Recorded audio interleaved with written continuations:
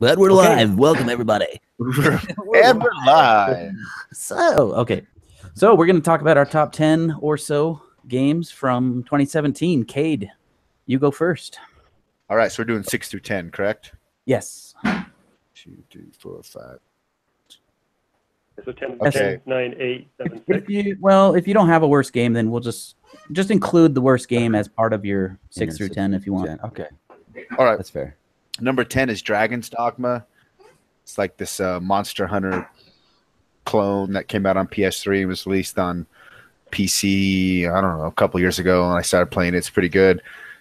No, number 9 is Owlboy. It's like a Metroidvania pixel art,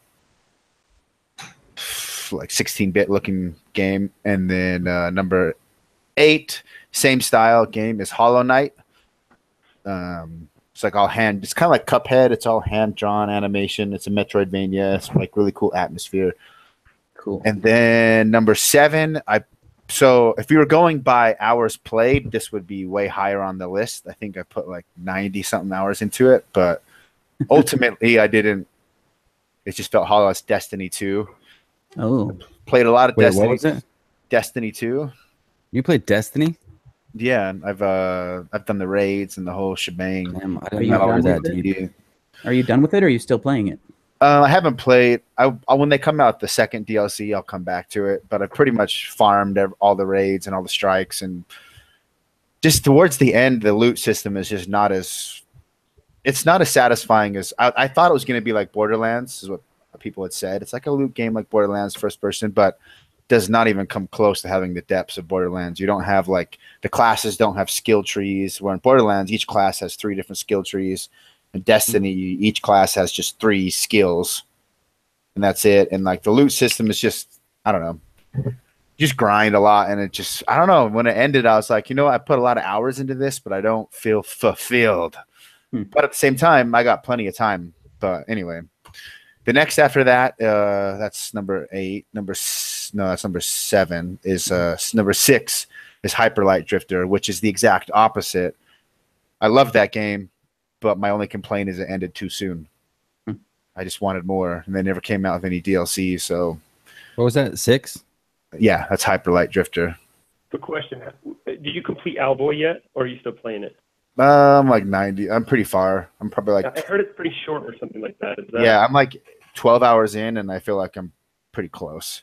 Okay. It seems like it's going to end soon. I really want to play that one. I'm excited we're sharing games because I'm going to play that soon. Yeah, and you had Hollow Knight, which is what actually I had pirated it and played like half of it, and then you had it's like, oh, I can play legitimately now, and it just imported my save and picked it up because your version has like the DLC and stuff. Cool. It's a fun It's one. good. I haven't completed it yet, but Hollow Knight. think But I'm They're It'll both come in very next week's list. similar. Like Yeah. they're both pretty much the same game, different art style, same style of game. I just happen to really Is like. anyone Metro. writing these down? I'm am. writing that. I wrote these down. Oh, okay, cool. So let's see. I want to make see sure him it's- at the end. 10 is I'll go over it. 10 is Dragon's Dogma. It's like a Monster Hunter type game. 9 is Owlboy. 8 is Hollow Knight. 7 is Destiny 2, and 6 is Hyper Light Drifter. Awesome. Good list. Cool. Okay, I was inspired by Steve Loper last year, so I actually made a little presentation for mine. It's only 35 minutes per slide. No, but I'm casting. Are you okay? You can come in. Sorry. Here, hold on, guys, just a second. All right. Well, we'll move on to. No. Oh, I think he's going to be Okay. right back. I'm here. Sorry about that. Okay, so I gotta share my screen. Not as sorry as we are. Just saying. That was a joke. Just teasing. Okay, can you guys see that? So yeah. if you want to Right. see it all the time, you can just click on the box down the bottom. You'll see it. Okay, so worst game. You guys are gonna be surprised. Rocket League, PlayStation 4 version. What is this blasphemy? Yeah, I'll explain. It's also going to be his best game. Yeah, so Rocket League on PlayStation 4, I was really excited to basically completely start over. And so I bought it for PlayStation 4 so that I could have a new account. and it was so laggy. I don't know if you can see this one in the bottom right. You see these guys like constantly missing the ball over and over and over. As someone who has gotten over that in the Steam version of the game, in PlayStation 4, I'm just constantly missing the ball. So it's just very buggy and a lot of rubber banding. Okay. Honorable mention, I'll go quick. Breath of the Wild. This would be near the top, but I haven't finished it yet. Okay, just a bunch of VR games. Mostly Keep Talking, Nobody Explodes. I absolutely love that game. It's really incredible in VR. The Solus Project is another one that's worth mentioning. It's kind of like a survival game that I really enjoy. And, I was looking at that one just for playing. It's on PC as well, right? Yeah, but the problem with it is it's very sort of like tiring when you're doing it in VR, and you get really dizzy and sick. So I didn't put a lot of time into it. And then Bloodborne. Which one was that? I think I've beat Bloodborne like 4 times now, maybe 5, and I played it at the beginning of the year, and it's still one of the best experiences of the year. But I put it in honorable mention because it's not really in a top 10 since it was last year. And there's the fisting the pig that everyone loves in that game. All right. Put it lightly. Right. Number 10, Abzu. I don't know how to say that correctly. This was like a free game on PS4, and I got probably like 75% of the way through it. It's just beautiful. It's just this strange game where the mechanics are all swimming based, and you just swim through the ocean with all these fish and sharks. Really beautiful. Number 9, Uncharted 2. I had this one like, I don't know, 80% completed last year, and I'm now at like 95% completion. So I just can't get into it. It's just like I just don't like it that much. But it made my number 9. Number 8, Metroid Prime 1. I played this game many, many times, but I bought it for the Wii U recently and played it with the Wii controls. I had never played that version of it. And man, is that game so good. So good. Number 7 is Vanishing Realms. This is a VR game that is basically VR Zelda, and it was so much fun. It's only about 4 hours of gameplay, but you go through dungeons. You actually have to duck when the giant axes swing over your head, and you fight with a sword and shield, and it was just a lot of fun collecting items and gems and coins. It just felt like a Zelda game where I was actually playing. Really, really good. Number 6, The Gallery Episode 1, Call of the Starseed. This is another VR game. It's hard to explain this one, but it's kind of like a mystery adventure game where you're trying to find your lost sister, and she leaves these tapes all around, and you kind of follow along and try to follow the clues, and you eventually end up, spoiler alert, in an alien ship. And then, so episode 1 ends with you getting on this alien ship. And then that's it, right? Now I don't have to play it. Yeah, it's really good though. It's just the interactivity and everything. The VR stuff it's so immersive and really enjoyable. And it was actually one of the first games to come out for VR. So, yeah, those are my top nice 5 or bottom 5. We have our first VR entries. And wait, last year you had some VR. I did have some last last year, year, yeah. demos. This year though, they're a little more specific. So, right. I'm going to stop sharing my screen. Good list. Thanks. I liked your honorable mentions as well. Okay, so Does that mean I'm Reagan, up now? you're up next. Yep. I don't have like a 10 through 6 necessarily because I didn't even play that many games. I do have a worst game of the year. And the reason that this game is the worst game of the year is because it's a never-ending, soul-sucking black hole. And it's Rocket League. Rocket League is the worst game of the year. Have you been playing it though? It's destroyed. I refuse. I've played it. It's not my thing. Here's my thing. I don't play games that don't end. That's my rule. Like, because I'll play too much. So I don't ever, no sports games, no game. Like, if it doesn't have an end, if it doesn't have a story or a narrative, I won't play it. Because I will eventually just know there's no, it's just for me personally, I don't have that kind of time to put into a game that much. So I know if I but you can only know play what? so many games a year. We miss you on game night, man. Yeah. We miss you. We want you to play Rocket League with us. I know, but there's no more game night for me because it's only Rocket League. So that's why I don't like it. Play with us because it's your buds, your best buds playing games on Wednesday night. There's an empty seat just for you. And when you guys phase out of Rocket League and it's on to the next one, then I'll join in. Give it 6 or 7 Time. years. We are really enmeshed in this game. I'm just playing. I'm It's playing true. around, I've honestly. tried to get him off of it a few times, and I think It worked. We I think played Lauren's half gonna the have game. to be in the hospital first. Yeah, some game night when I'm sick or dead, then you guys will change the game. I'm playing, obviously. I'm just playing with you guys. I have to say though. So what I do have a number 6 though. Oh yeah. So my number 6 is Battlegrounds. Yeah. I wanted to try that. It looks really Battlegrounds is fun. really gameplay. interesting. I can't believe how big that game has gotten. It's like the biggest game in the world right now, I think, right? I think if we all had that could replace Rocket League potentially. If That game is all so much had fun. It surpassed Dota 2 on Steam, which is insane. Really? Yeah, there's more people playing Battlegrounds than I think anything right now. Is that on anyone else's list? Because I kind of want to hear. I don't know much about it. I've just heard it mentioned a few times now. What's so I great own about it. it? Yeah, What it's- is it? It's a very clever way to do a shooter. It's like they figured out a way to. It's like essentially the Hunger Games. They drop you. You jump out of an airplane, and there's a giant map, and you can like parachute down to an area, and then it's survival. And then the map is shrinking, and there's like a dome, essentially a blue dome that starts shrinking, and like you have to. You don't know where that is, and there's no like mini map necessarily. There's kind of a mini map, but it isn't. You can't see any people on the mini map. You just have to pay attention to what's on the screen.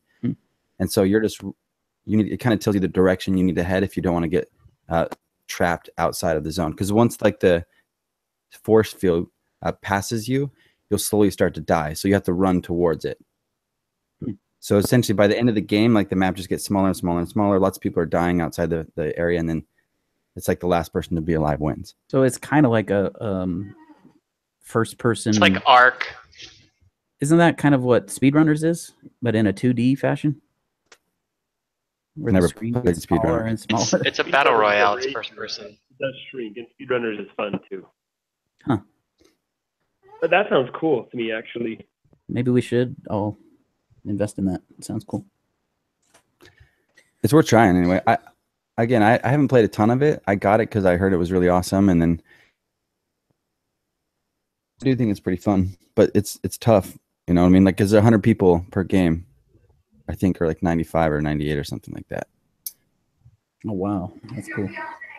And it's actually smooth. standing wins. Yeah, it's smooth.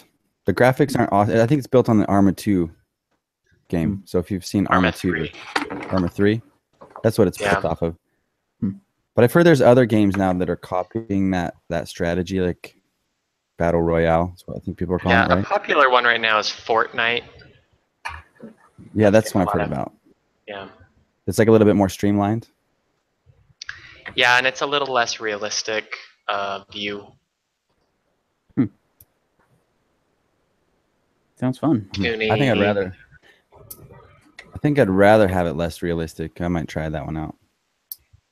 It's free, I Anyway, believe. there you go. Oh, cool. Is it free? Well, I think in beta it's not free. Like you can pay $40 to get access, and then once it releases fully, which maybe it already has, then it's free. Oh, okay. Interesting. All right, who's next? Yeah. All right, I think it's Robert. me. Robert? All right.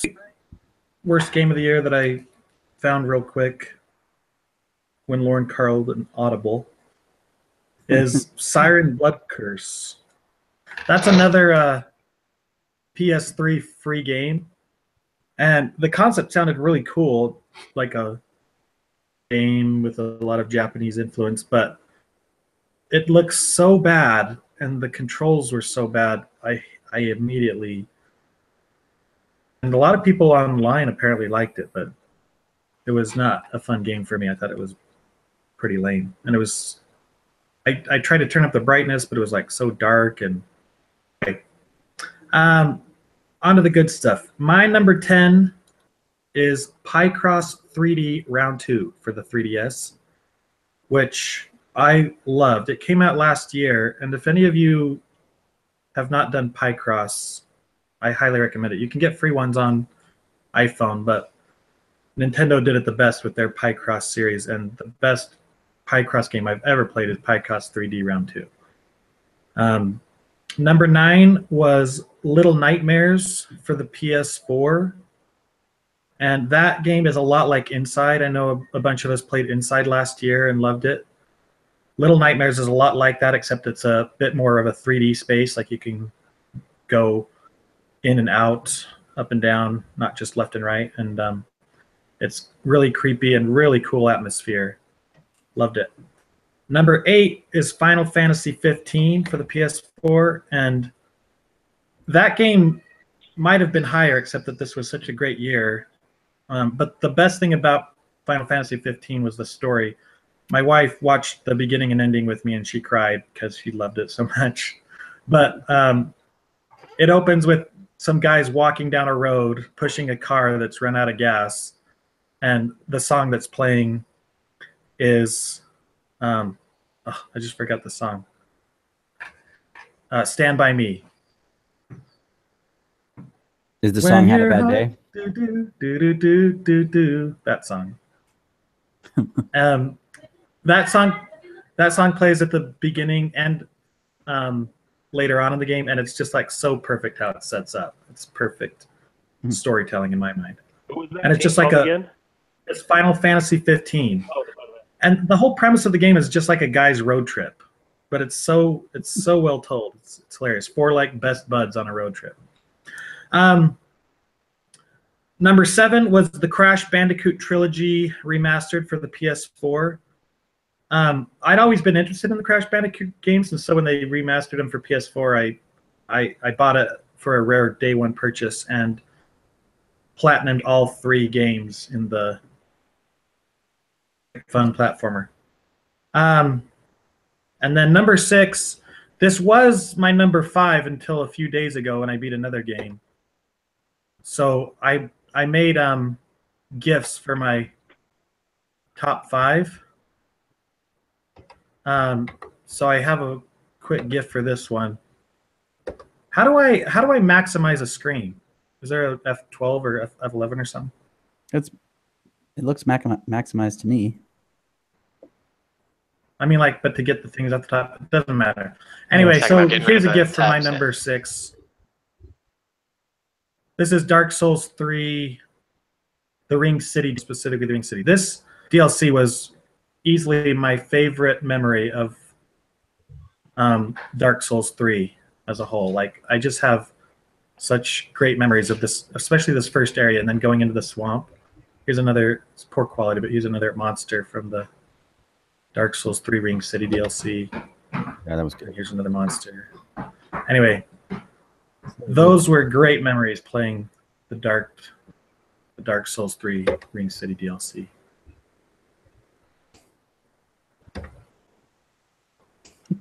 Okay, I'm done. Am I still screen sharing? How do I stop it? Up at the top. We can't. Looks like you are. But we're not seeing your. It'll turn your camera back on in a second, I think. At least that's what it did for me. I think you turned All right. There. That's my 10 through 6. So Dark Souls 3 DLC Ring City. What was your worst game? I missed that one. Siren Blood Curse. Siren Blood Curse. Yeah. You could have made that up. Nobody would have had any idea. I'll be right back, guys. Next year, I'm just going to make up my bottom 5. Yeah. You guys won't know. They're not real games. No one needs to know. I liked. I really hated Popcorn Volleyball. The plot was unrealistic. I like that one. What do you mean it was unrealistic, dude? You're being too hard on it. Well, Popcorn. I mean, a pig would never actually fall in love with a butter knife. So, you know, it's just Hey, too much. stranger things have happened. Come on. It's free, right? Okay, Steven All right. Gibbons, right? Yes. Yep, Stephen Okay, Gibbons. so I have a total of 13 completed games, so I'll make the bottom 3 my honorable mentions. Oh, 15. So the worst game I played that I completed, I didn't research my worst game played. I'm sure I have a worse game than this, but is Lumo. It was a free game on PlayStation Plus. I love that game. Robert and I had a discussion about it already, but I liked it. I mean, I completed it, but it just wasn't, to me, it wasn't challenging. It wasn't like, I feel like I was falling asleep half the time I was playing it, but, you know, the completionist in me forced me. Sounds like a fun one. Another honorable mention would be Rocket League, of course, because I've put tons of hours in it, but it's still near the bottom just because we've mentioned it before. And also Bloodborne.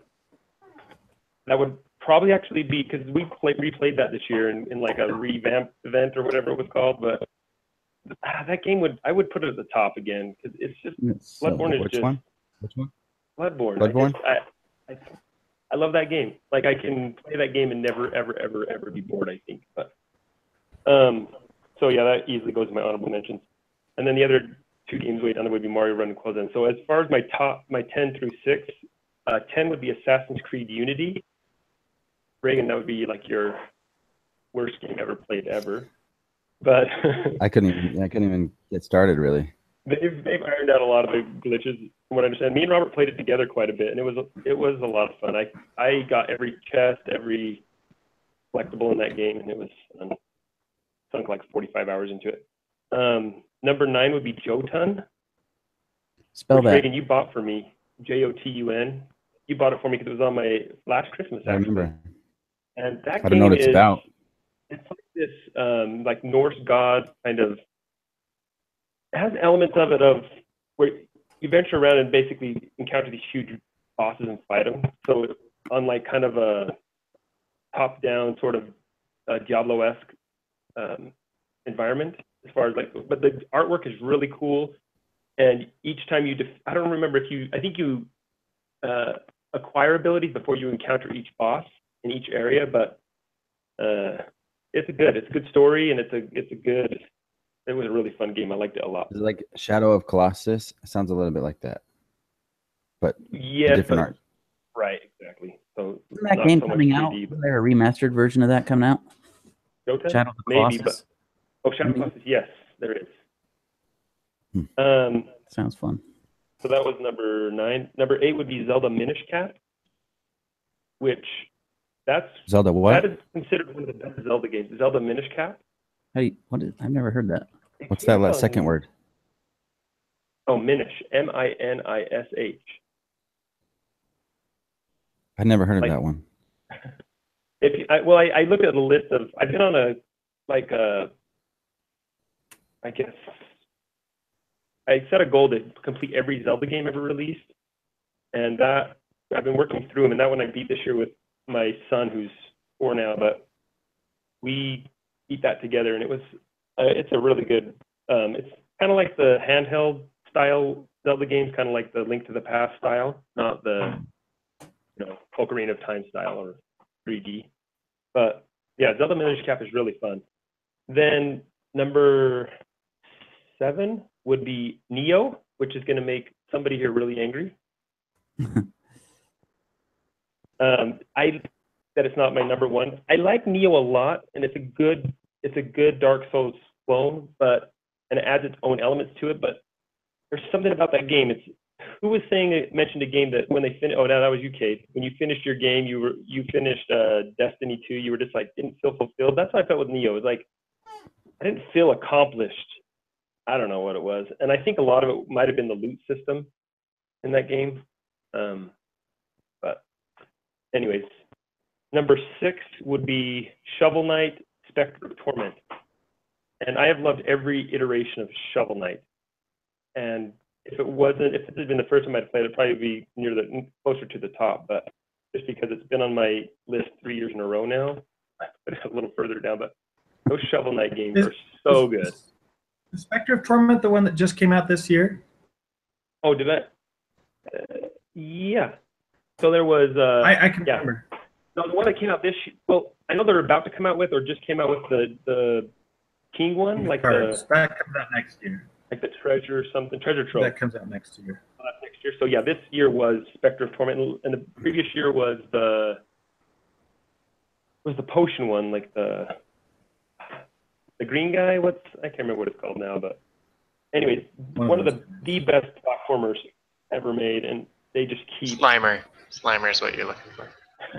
They keep blowing me away with that game. It is so good. If you guys haven't played Shovel Knight, play Shovel Knight.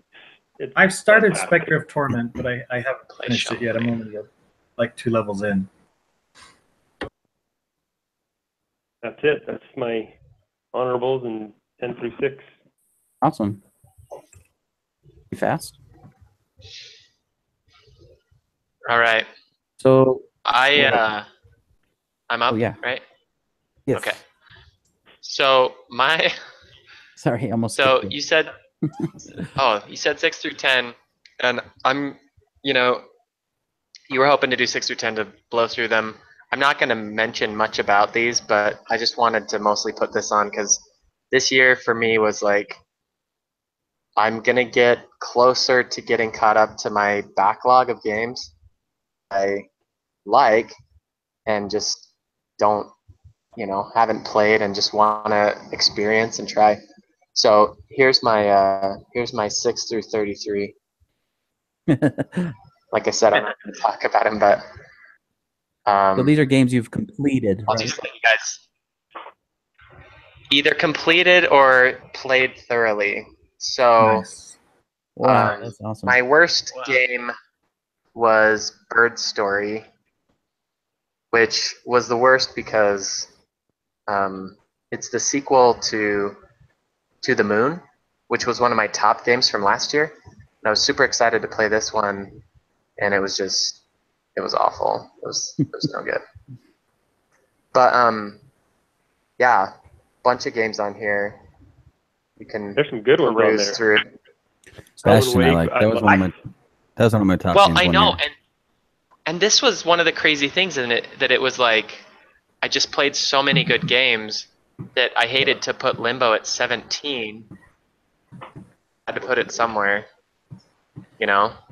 Bastion. That year we played that, Reagan. That game blew me away. That's still my avatar on Yeah, Steam. I love Bastion's amazing. Oh yeah, Bastion was so good. I'm offended know, that you I have mean- depth before Rocket League. Yeah. Robert's probably hurt that Well- you have Brothers of Tale of Two Sons at 11. Oh yeah, Brothers of Tale of Two Sons. That's one of my all-time favorites, y'all. Oh, it's so good. It's so good. That's what I'm telling you, is that this The list stamina is like, level, man. I know that this could so easily be reordered. I think a lot of it was recency bias, like Yeah. what had I just played or finished, But yeah, I have extensive write-ups on all of these, and it's just like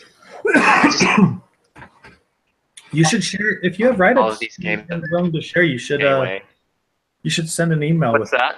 So If you have write-ups I on have a all of them, you could send an email, and if we want to, we can read them. Are they reviews you've left on Steam for all these, or for most of these? Do I have what? Reviews? You wrote up stuff about each one. Did you post them as reviews on Steam? If I you do that, we should. can I go wrote read 'em. reviews I wrote reviews on this document. You But just put them on Steam. Just copy and paste them into Steam. I should. Yeah, that'd be awesome. Yeah, We can I'll do that. find them so for you. I have a question. I'll do that. Of all the games Anyway. you played, is there a certain Games, and it genre of game that you I would really beat like? a game, and then Humble Bundle would give me another free game. Hmm.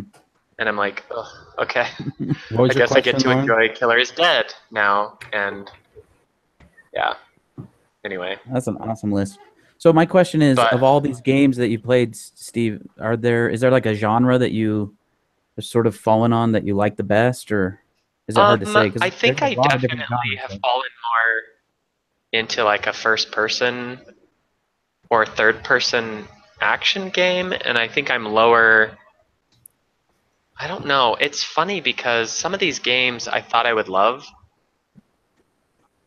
Just I put them. There were parts of it that was kind of disappointing. Like I thought I would love Life is Strange, and I put it so low on my list because I couldn't get over the horrible voiceover, like the horrible voice acting? animation. Yeah. Well, the voice acting was fine. It was just the Mickey Mousing, the matching of the words to the voice was so distracting to me that it took me out of the story that it was trying to tell, I guess. Stanley Parable was lower, I guess, just because I didn't play it over and over and over again. Like, it was a brilliant game with a brilliant idea, but I liked having, I don't know, it was hard to just keep playing it over and over again. It was cool to have the different endings, but for a game like that was like blowing my mind, Antechamber was much higher this year. So I don't know. Played a lot of good games this year. I had a lot of fun Well playing video done. games this year. Getting through all that. Next year is going to be like a lot shorter for me. I think with only playing a few, a handful. Did it stop sharing? Yeah, we see your face Yeah. now. Yeah, you're good. Did you Okay. Did you Anyway. feel like you caught up on your backlog, or do you just have just as many games still to play? Oh, a lot. Yeah. So, I mean, I still have a ton of games to play, but I'm fine. First, I was just playing short games that I could get done quickly, like Bastion and Limbo and Octodad, which, by the way, hilarious game. If you haven't played Octodad, it's very short, and it's like playing a Saturday morning cartoon. It's good.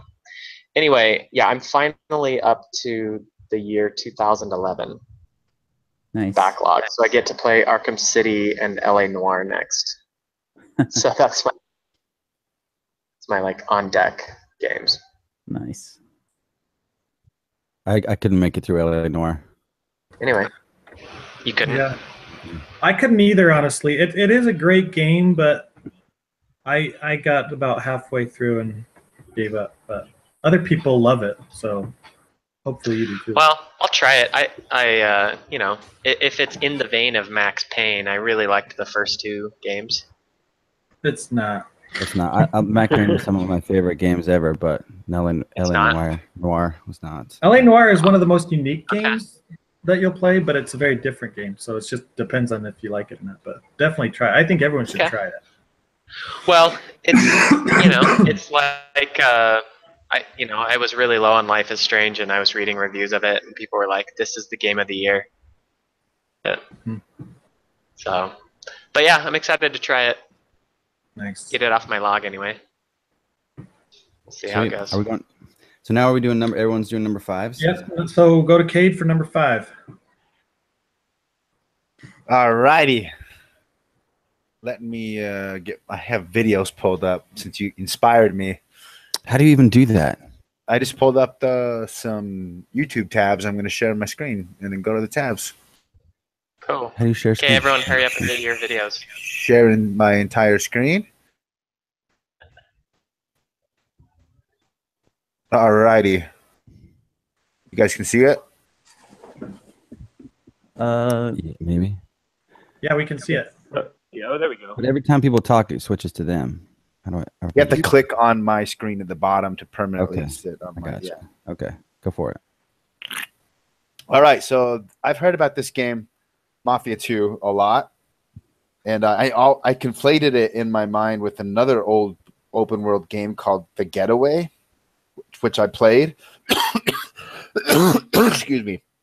So I kept like, I've played Mafia 2. I don't know why people like it's this cult classic, and then I realized like, oh, it's a different game. So I downloaded it. Excuse me. Started playing. I don't know how crappy the quality is going to be. It's like an old PS3 game, but it's it has that like density that Naughty Dog games like Uncharted has. It's not a huge open world, but it runs really well on the PC. It runs in 4K, 60 FPS, like no problem. And even though it's an older game, it looks better than a lot of newer open world games. Let's see if I can get somewhere closer. Like it's just, I don't know. The art direction is really good. The storytelling is amazing. The facial animations are amazing. The story itself is like a cool mystery. It has a really good resolution. I don't want to spoil it if you do play it. Like it's worth not getting spoiled. It's worth going in not knowing anything about it. And it's just like I have no idea that it's really polished. I had no idea that the game was that good, and now it makes sense why. Who makes it, by the way? Take-Two Interactive. I don't remember. Let's see. Take-Two, like Borderlands fame. I think Take-Two published it. Let me see, Mafia 2. It's 2K. 2K. 2K. Oh, interesting. Yeah. So yeah, it's like I don't know when it came out. It's a little bit older, but it's aged really well. It's so polished, like the gunplay, the cover system, like sticking to walls. It feels like a Naughty Dog game, but it's open world. It's just extremely well done, and I've been way impressed. And the story is like you said, Reagan. It has a very tight narrative. That's the main reason. It doesn't have a ton of like open world collectibles and side stuff, and it's not a massive open world map. It's just a really dense open world map. I prefer that. Actually. Yeah, I do too. It's way streamlined. It has like all the little things that are really annoying about open world games, which I honorable mention would be Horizon. Like that game fixed a lot of like stuff like fast travel and inventory management and things that I don't like about open world games. Mafia 2 like already fixed them all. Like it's one of the most convenient, intuitive, resistance free. It's just man, I can't praise it enough. It's super good. And then you could put it at number 4. I could.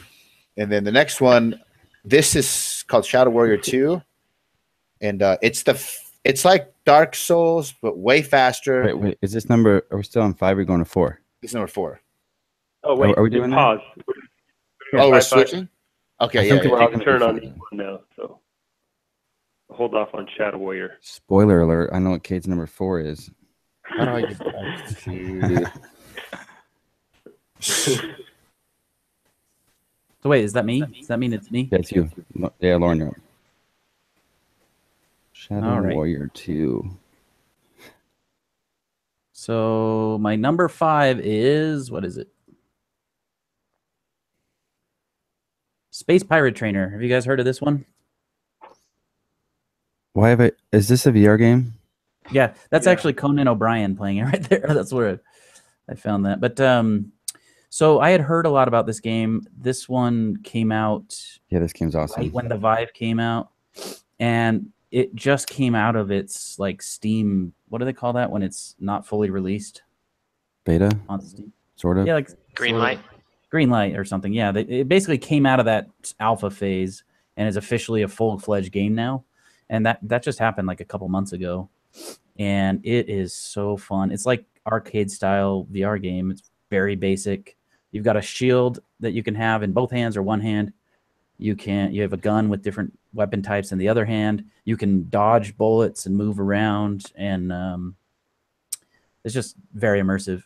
The only sort of weakness of this game is that it's basically just a wave shooter. So it's like an arcade game. You just stand there and beat each wave, and then they bring on another wave, and it just keeps going and going and going. They did just add bosses and some other things that make it better, but I had an experience with so I did this at the Microsoft Store on the Vive demo that you can play this.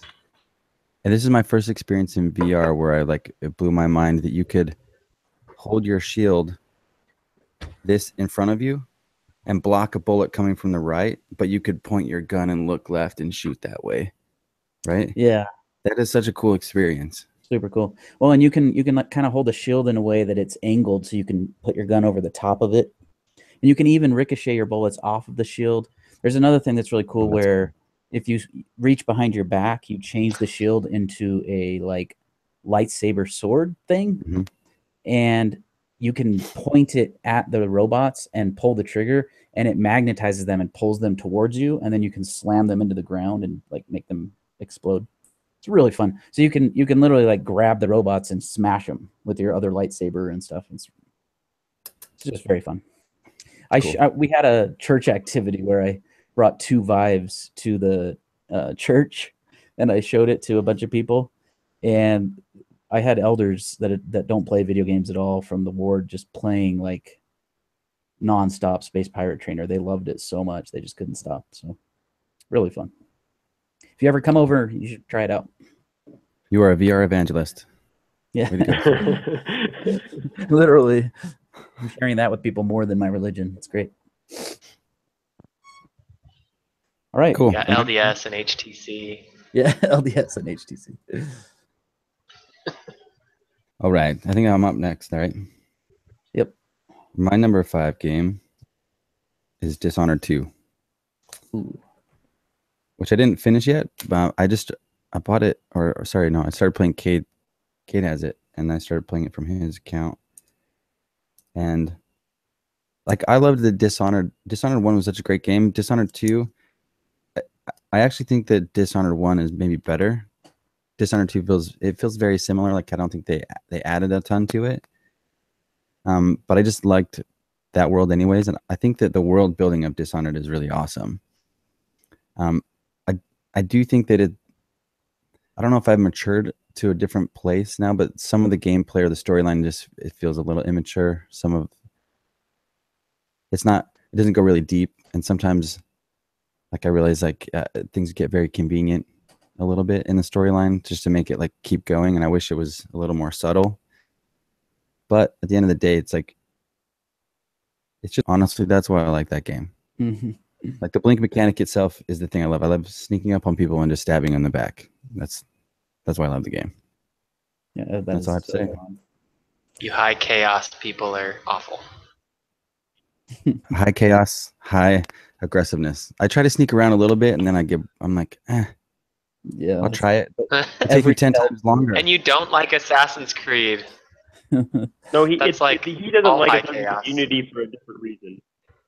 He bought that game like day one, Reagan, and it was really buggy and Yeah, he likes Assassin's Creed. He doesn't just like Unity because Unity is a notoriously buggy. I don't bad love it. game. I've never beaten Assassin's Creed game. I've tried. Oh, really? No, I Oh. think two. Oh, I think two. I got halfway through. Yeah, I remember love the this from story of last it. year. Yeah, the idea of Assassin's Creed, by the way, I think is great. From what I understand of the story, it's awesome. But I don't know, something about it. I'll have to try it again sometime. Black Flag. It might still be free, but Yeah, it Ubisoft was let free it on the free. Play Store for it. I don't That's think it one of is. the best ever. I've heard. I think it'd be fun to drive a pirate ship around. It is. Yeah, it looks fun. All right, who's Robert? You're up. Yeah. So when I screen share, can I share like a video with audio? Can I make you guys hear audio too? Let's try it. All right. There was a little audio coming through. We should all mute There our was? mics. Okay. All right, I'm gonna play a video from my number 5. I've shortened it to make it just the right amount.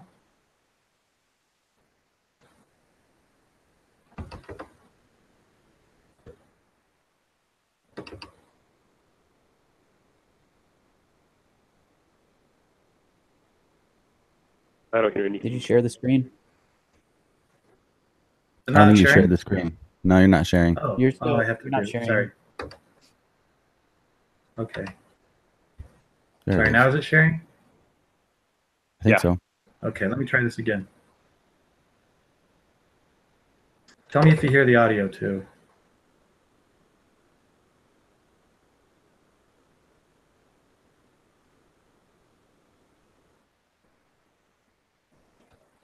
Can you hear audio? No audio. Okay. Well, anyway, I'll just summarize for you while it's playing. You're that man in the orange vest. You're Hitman, and your mission is to find a way to assassinate this guy who's climbing into the cockpit. So you pose as a safety technician, and you tell him you've got to run the ejection seat procedures just in case. And so before this clip, you've gone in and rigged it so that when he pulls the lever, it's actually going to eject him. This is one of the first missions of the game, so it only gets better from here. So he says, pull the ejector seat handle, sir. Right? Here goes.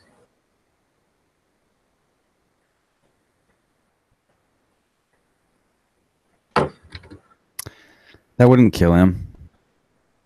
So what's great about this game is...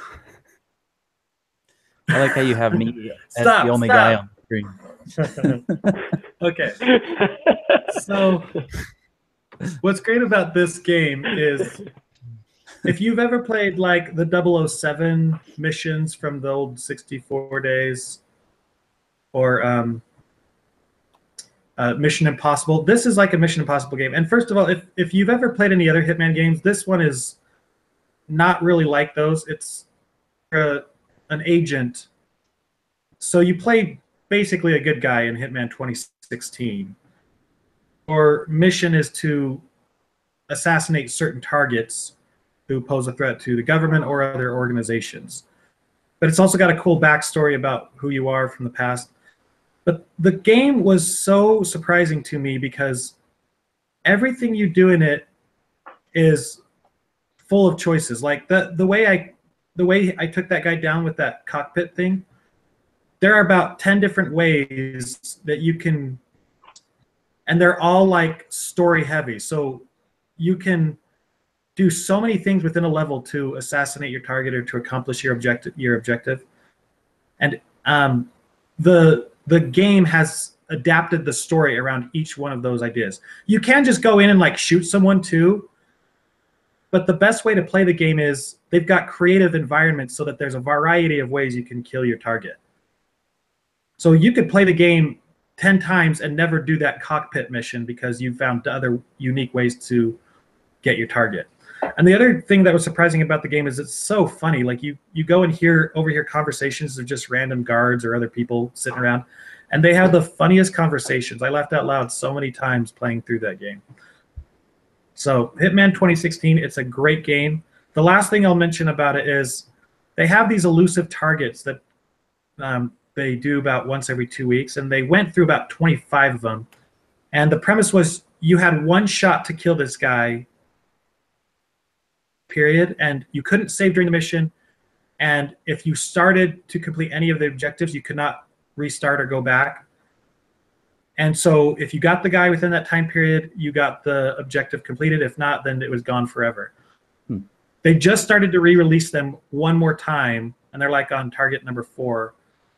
So if you do get the game anytime within the next month, you should jump on and try one or two of those elusive targets, because that was one of the most intense experiences I've ever had in a single player game, to take down a target that I knew I only had one shot at, and basically I would probably never have another shot at it. So anyway, that's my number 5. I like how they make the stakes high like that. That's cool. Very nice. Okay, Stephen Gibbons. Okay. My number 5 was Infamous Second Son, and I think Infamous 2 was on my list, was up there on my list. I don't remember where, a couple of years ago, or maybe it was last year that I played it. I think it was last year. But to me, Infamous Second Son was way better than Infamous 2 or Infamous 1. It was a lot shorter than those other two, which is to its benefit, because the other ones, I as a completionist, like I spend my time doing every mission, collecting every little thing you can. But Infamous Second Son was shorter. There was fewer things to collect, and it reduced a lot of the monotony that comes from collecting things. But you build up your abilities like in your skill tree, but because of the character you are, you adopt other people's abilities throughout the game, so you can start to control other elements or whatever, which refreshes the game as you're going throughout it. But super fun, highly recommended Infamous game, by far my favorite. Don't you have like superpowers or something in those games? Yeah, so like, I can't remember what they call them now. You basically, one person might be able to control concrete, or another person controls electricity or fire stuff, or right? Exactly. Mm. And always in those games you can Avatar. choose to be good or evil, so you've got that option as well. But yeah, it's good. Really fun game. All right, Steve Loper, you're up.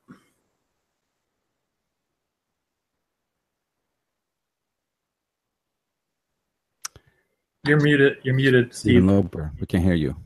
You're muted. Looks like he's frozen too. Of course. Oh, Yeah, muted. That'll do it. So my number 5 is a game that I think I got shared from Robert initially, and then later on had an Origin access, and I was able to play the sequel. So I'm kind of putting them together.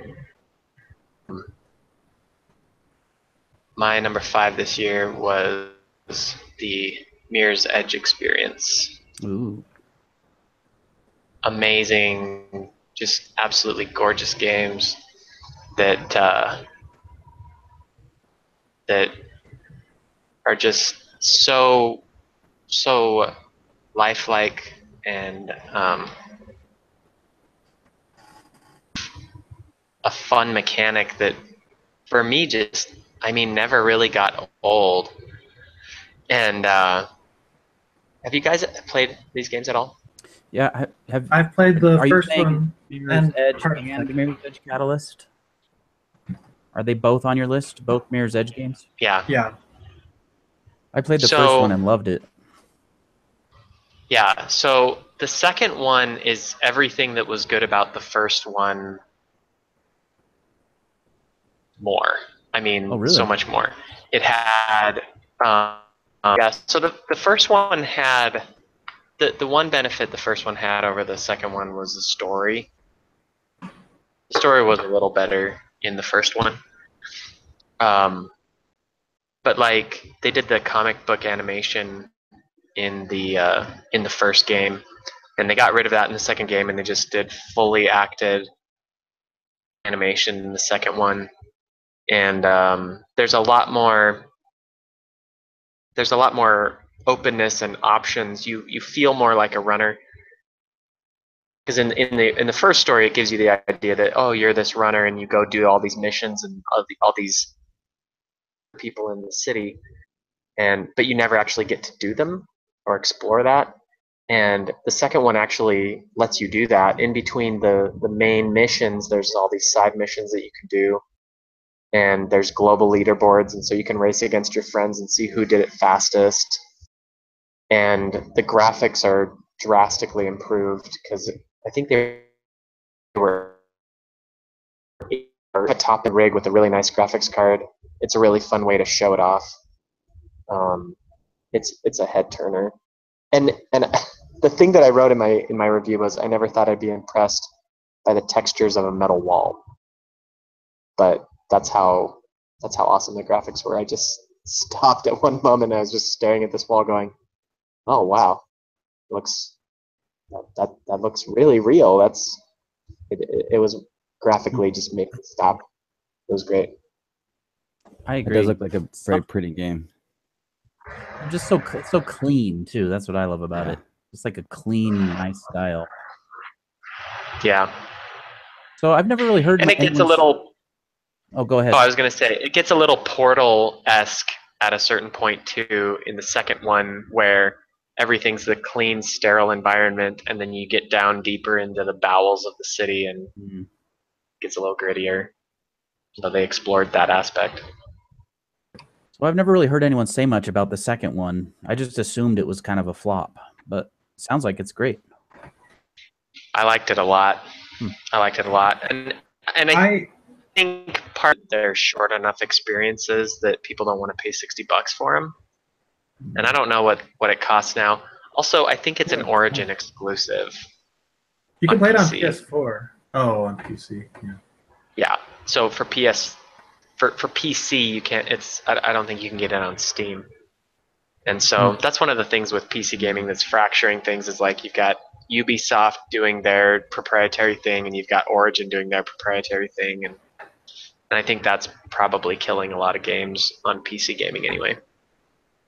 Interesting. But if it was a port, I couldn't tell. It looked great. It ran smooth. It was good sounds, and it's disorienting, which is good in that game. Because if you were to actually roll, to like slide and roll on a roof, it'd take you a second. You'd have to kind of look around like, whoa, which way am I heading? And yeah, it gives you that feeling. I think that this would definitely make you throw up if they did it in VR. Yeah, I love how there's almost a rhythm to that game, that once you kind of get it down, you're kind of following the rhythm from thing to thing, at least in the first one. Yeah. Love that. Yeah, the second one's very much that way also. And the second one added a lot more combat mechanic that was lacking in the first one too, that made it a lot more fun. And there was actually a part in the level where you had to defeat all the guards on the roof, and they have guns and stuff, and you don't. So you have to figure out how to defeat them with the walls and with sliding into their legs and punching them. That's cool. And it was challenging. It took me a while to get the rhythm of the fight such that I could actually beat him. It was a good game. Awesome. I liked it. So is it as short as the first one, or is this second one longer? The main story is probably 25% longer than the first game. If you do the side missions and stuff, it doubles the length of the game. Cool. So it's probably 10 hours if you played the whole thing with side missions, 10, 12 hours, something like that. But if you just played the main quest straight through, you could probably beat it in 4 or 5. Nice. I might have to pick that one up. It's awesome. Check it out on sale or something. Anyway, All right. back to you, Kade. We're dying to hear about whatever number Shadow 4 Warrior. was. Shadow Warrior. I wrote it down. Alrighty. Let's see here. Boom. Share screen. Full screen. Shadow Warrior 2. Full screen. So hopefully the quality's not like too bad. I think you should just watch it for a second, and you might get an idea of why I like this game so much. It's because there's ninjas. It's ninjas, and it's just so fast. It's the fastest. This is a terrible spot with no combat, but it's the fastest first-person game. You have this like dash ability that has like a very short cooldown, and it's a core gameplay mechanic. Like your advantage over all the waves of enemies is your speed, and you can switch between the melee weapon and guns, and it's like the way it's mapped to your controller is really intuitive, and it gets really interesting on the waves of enemies that you like. It's a little like Dark Souls mixed with Hyper Life Drifter, where like certain enemies themselves are bosses, and then they'll switch it up with like interesting waves, combinations of enemies in high numbers, and then it'll switch up to like a single enemy that's very difficult, and they alternate between those two types of challenges, and it keeps the game fresh, and it's just really fun. It has a loot system similar to Borderlands and Neo. It has like a pretty deep loot system, crafting system, and the only thing I don't like about it is it's very like Duke Nukem type cheese humor, and it doesn't really hit the mark for me. But the gameplay is, and it's very well optimized for PC. Like I play at 60 frames maxed out, like a solid 60. I don't think it ever dipped on me once. It's just, yeah, I'm finding that more games I like have less to do, like it has more to do with the gameplay. Like Destiny 2, I was saying I didn't love it, but I put 80 hours into it because the gameplay loop is really fun. It feels good to shoot enemies. It's the same thing with this. The story was forgettable, but I just kept coming back because the gameplay was so fun. Let's see if we can get to maybe something just a little better. It looks good. When did this game come out? I want to say 2015 or 16. Yeah, the Cool. graphics are pretty good. I wish I could. And did you play it on PC? Yes, PC. Wait. Are you ninja or are you a gunslinger? You're both. You're both, brother. And then it also alternates between like the Zen-like garden phase and then like this high-tech futuristic Tron city, which is right here. Oh, it's like BioShock or something. Yeah, that's a circle slash ability. Like it's just really fast. Anyway, Cool. that's Actually, it. looks pretty fun. That looks fun. When you hit the enemies, does it tell you how much damage you're doing? Yes, you can turn that on and off. Like it's definitely like it's made by the people. I can't remember. They made Shadow Warrior 1 and 2, and then the old Shadow 3D Warrior. Realms. 3D Realms, yes. It's a very like PC feeling game. Very robust options as far as like configuring the HUD and graphic options. Yeah. Cool. Just You played the and first that's one, why it Kate? looks like I have not played the first one. I've only played this one. I'm playing the first one right now on PC, and I'm really liking it, but I'm just over halfway through. Yeah, I don't know how. I'm assuming this one's better, but I don't know. Looks I had a lot of fun. probably similar, but yeah, better. It's pretty challenging. Like I wouldn't say it's a Souls game challenging, but it's pretty close. There's a few times when I was getting really pissed at my controller and wanted to throw it. It's like, gosh, one more time, I'll get him. Yeah, that's it. Cool. Awesome. All right, so Lauren, my you're number up. 4 is, what is my number 4? I gotta click on it. Oh, hey, Dark Souls 3 DLC 1. So I kind of cheated here. This is only the first DLC. Ashes of Ariandel is, I think it came out right at the beginning of the year, and Dark Souls 3 was my number 1 last year. So this is the wintry one. You guys might remember. I remember. And for some reason, this one just didn't stand out to me as much as other DLCs from previous Dark Souls games. I still really enjoyed it. It's my number 4, but it was a little weaker. Now, when combined with the second DLC, it became much better, which I'll talk about later. But that's really it. As will I.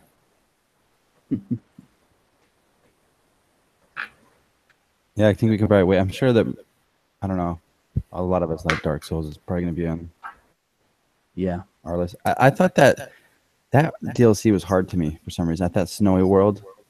It was difficult. See, I was kind very of felt the hard. opposite. I felt like they didn't have enough bosses in that. I can't remember which part was frustrating, but I remember just watching that again. Like I was getting very upset during that snow part. There was a part when you're going down the like tree roots or the tree branches Yes. down deep. That part drove me crazy, and Yeah. I did dislike that part. And then you get to the other side, and then there's like these big monsters in the tower, and you're getting hit by the freaking.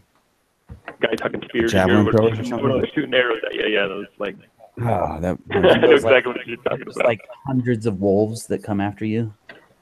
Mhm. Yeah.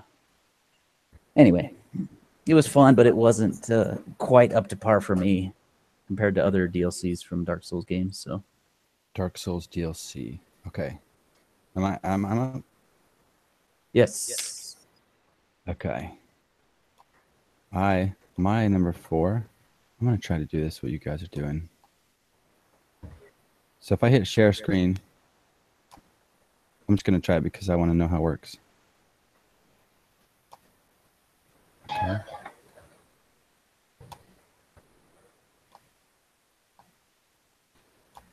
This is my number 4 game, Salt and Sanctuary, which is a Dark Souls clone in 2D. And it's like it's really it's a totally Dark Souls, and everything about it, from the way you die and have to go pick up the way the enemies are designed, like the way the end bosses feel. Just it's a total Dark Souls game, but in 2D. And Kate said he played it and said he didn't like the art style, but actually do like it in some weird way. Can I piggyback off of this? This is my kind of number almost 4 like- as well. But, so we can skip me, but I like the art style as well, Reagan. Quite a bit, actually. Yeah, it's really cool. The hand drawn, It's like a comic book. Yeah, almost. kind of like a dark pastel or something. I don't know. It's really good. This is one of those games that And the game is pretty challenging too. it was released right before Dark Souls 3 came out, and I think they were trying to do that to sort of bridge that people were waiting for another Dark Souls game, so a lot of people picked it up, myself included. And as soon as Dark Souls 3 came out, I just stopped playing Salt and Sanctuary completely. Never went back. So I think I got through I think the first area, maybe. I liked how short the levels are pretty short, so you get a lot of variance on like the atmosphere and like where you're going in the game. It feels like you're getting to mini bosses and main bosses fairly quickly. So Anyway, there's an aspect to this game that I think adds to just being a straight up Dark Souls clone. Obviously it's 2D, so you've got that, but the Metroidvania aspect of it, I think they did so well. Like each new ability you get is fun and refreshing, and well, there's a couple that aren't. It's just ability to get through walls or up ledges, but like just like the dash ability you get later on. Have you beat it, Reagan? No, I didn't actually beat it. Okay, I just completed it a couple weeks ago, but I just really like those abilities you get that allow you to venture further, that also allow you to like fight better, I guess is a good way to put it. But the map itself too is really impressive, and has obviously taken inspiration from Dark Souls 1. But if you guys can see my screen, like this, somebody's been going through, and they have put. Does it show you guys this map? Oh, yes, cool. I see it. You're not. So Yeah. they've been taking screenshots of the entire game, but this is actually only about 40% of the map, probably. But like, watch this. That I'll reminds click me on of it. the That's Shadow just one Complex. screenshot. Like, this is like, you can see there's a little guy. This is like 25 screenshots. But anyways, you can click anywhere and kind of see what I'm talking about. But it's a really large map, but it also interconnects really well, which makes it, I don't know, it adds to the immersiveness of the game. But I loved it so much that as soon as I beat it, I went back to play it again because I wanted to get the second ending and also try to get all the trophies. Last night I encountered a little glitch, which is going to make it so I can't get all of the trophies, so I might put this game away for a while. But it's a really fun game. And the second playthrough is really fun too, just because your character's leveled up and you've mastered the game and the enemies and the bosses. It's fun. I really like this game. Nice. So, does that mean, Robert, you're next? He would have been next anyways, but you can skip me and go to Steve once Robert's done. Cool. All right. Number 3 is Number 4 or number 3? no, What are we 4. on? Sorry, 4. No, I'm on 4. We're on 4 is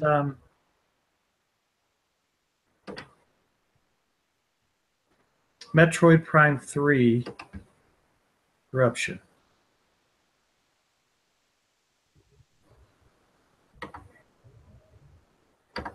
Dang it.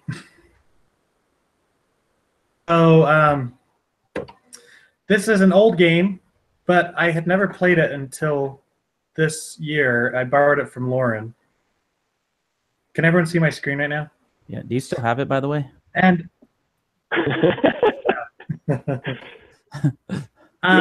Slightly perturbed. Like, you didn't tell me you didn't want it back because you apparently bought it, but I was still planning on giving it back to you, even though next time I see you, I'll give it to you.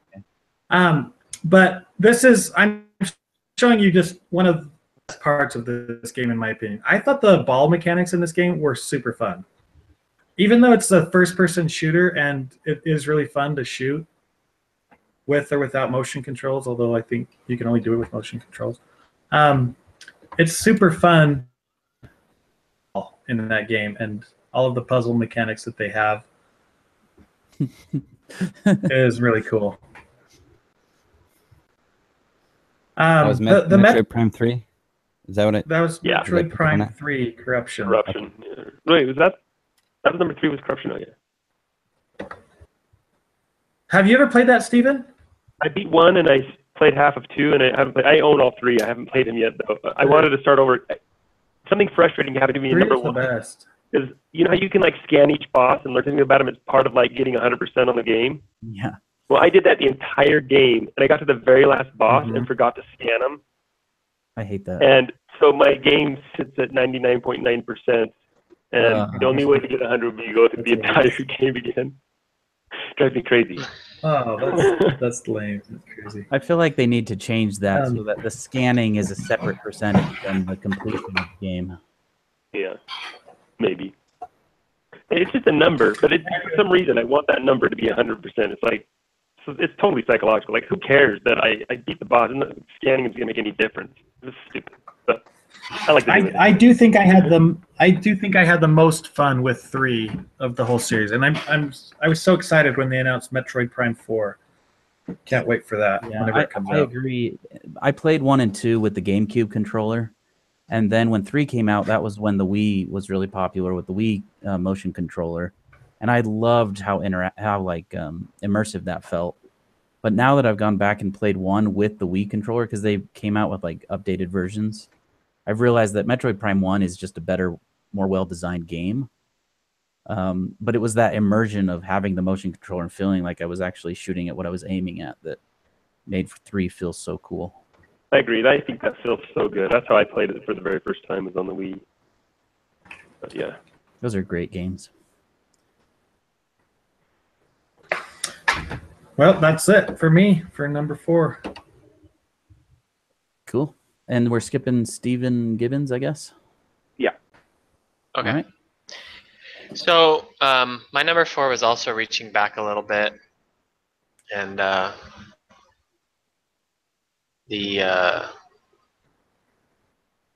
this was a game that I had kind of shelved a little bit and forgotten a little bit about. Great game.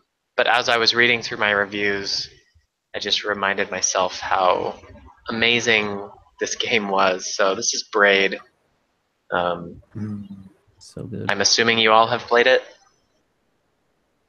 I think we all have. I I have have. not played Is it. that true? Anyone not played it? Oh, really? I know. Reagan has. I know of it, and I've seen it played, but I haven't played it myself. I'm familiar with like it's like a time mechanic, right? It's many mechanics. So it has a time mechanic,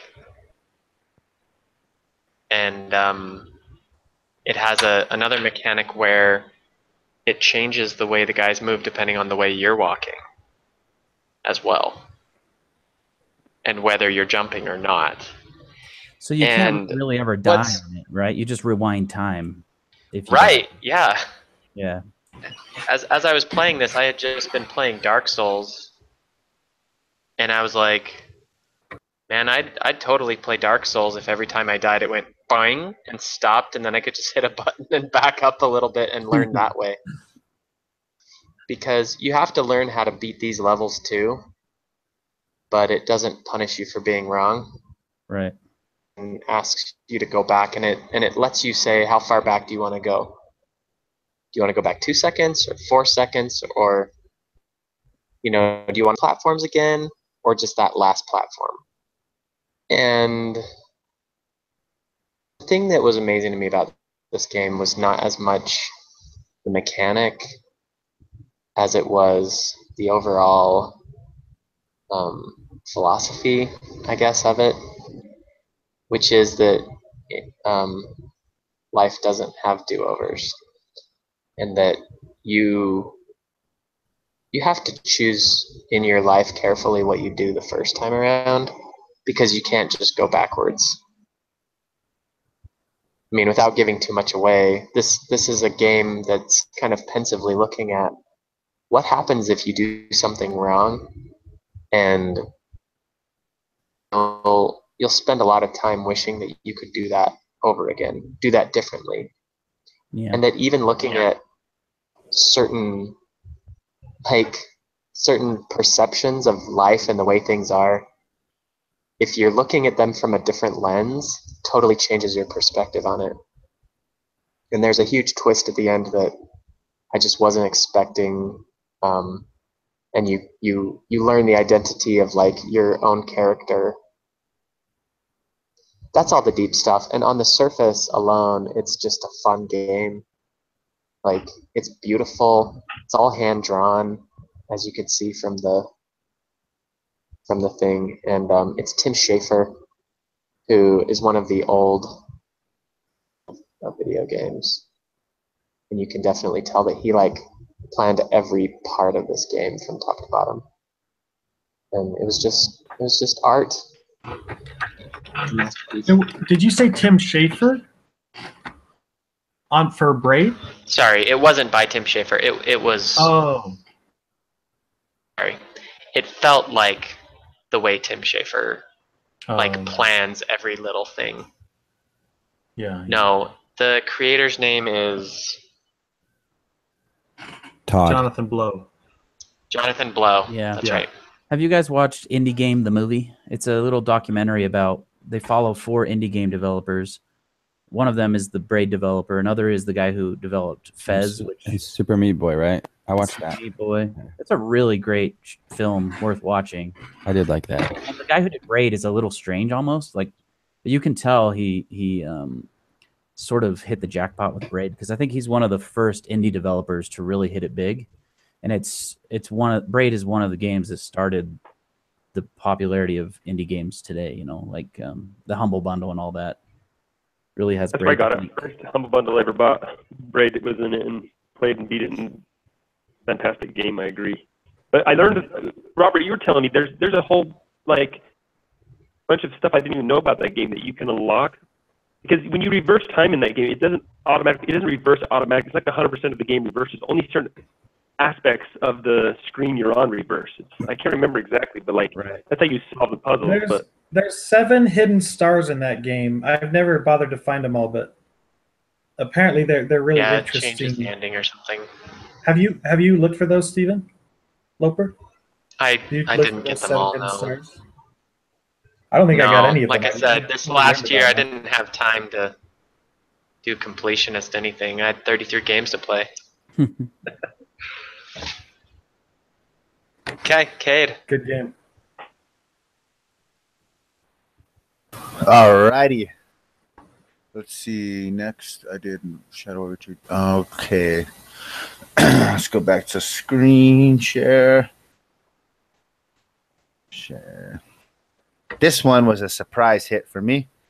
It's the new Doom. Oh yeah.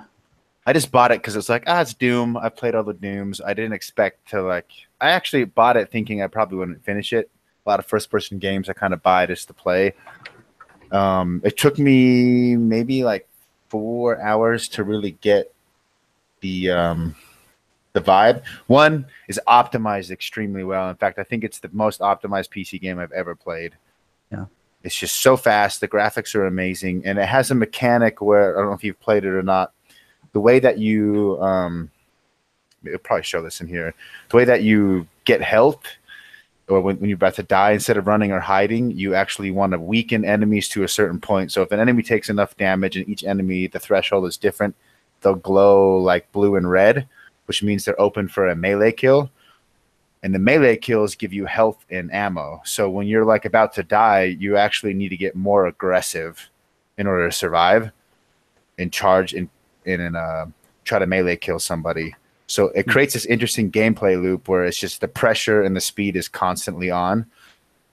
And I don't know, I haven't really seen one here. And the melee kills are awesome. Like they're depending on what angle you do it. Each enemy has upwards to I want to say I saw anywhere between 6 to 10 different melee animations for each enemy, depending on what angle I started the sequence from.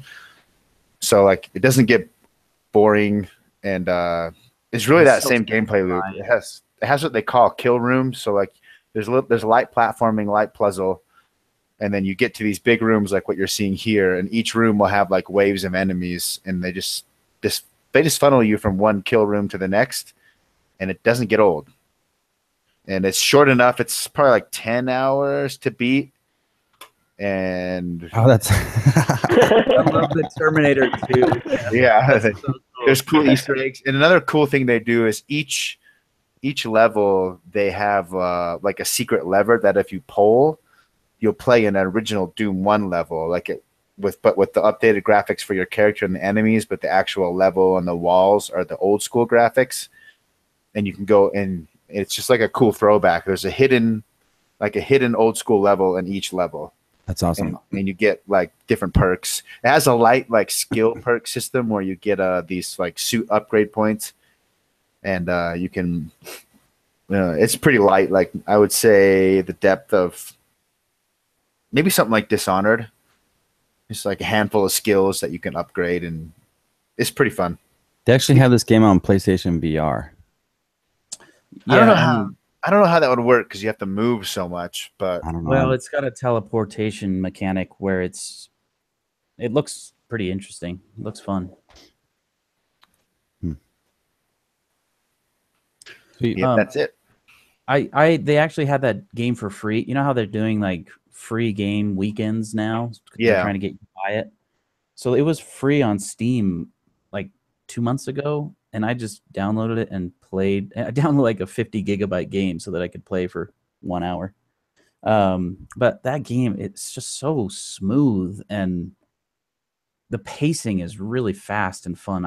I really enjoyed that 1 hour that I played. I just didn't want to buy it, but it's a similar formula throughout, but it's just so polished, so smooth that it just feels good to play. Honestly, I don't know if I could handle it in VR though. Super excited to play it when the cost comes down to $10. Yeah, exactly. Nice. I'll just have to play that on your account, Kade. Sweet.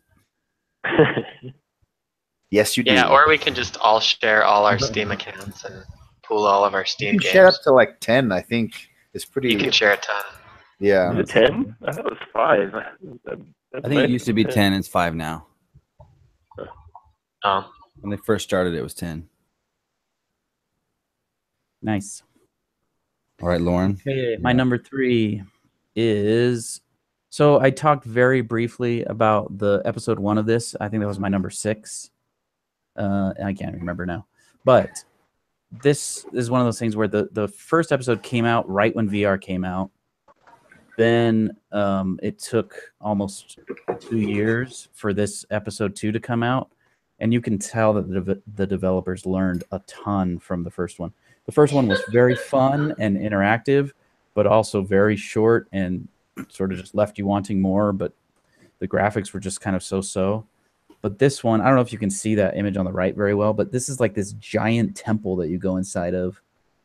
And at the end of the first game, your hand changes into like this. Are you going to ruin it for us like you did the first one?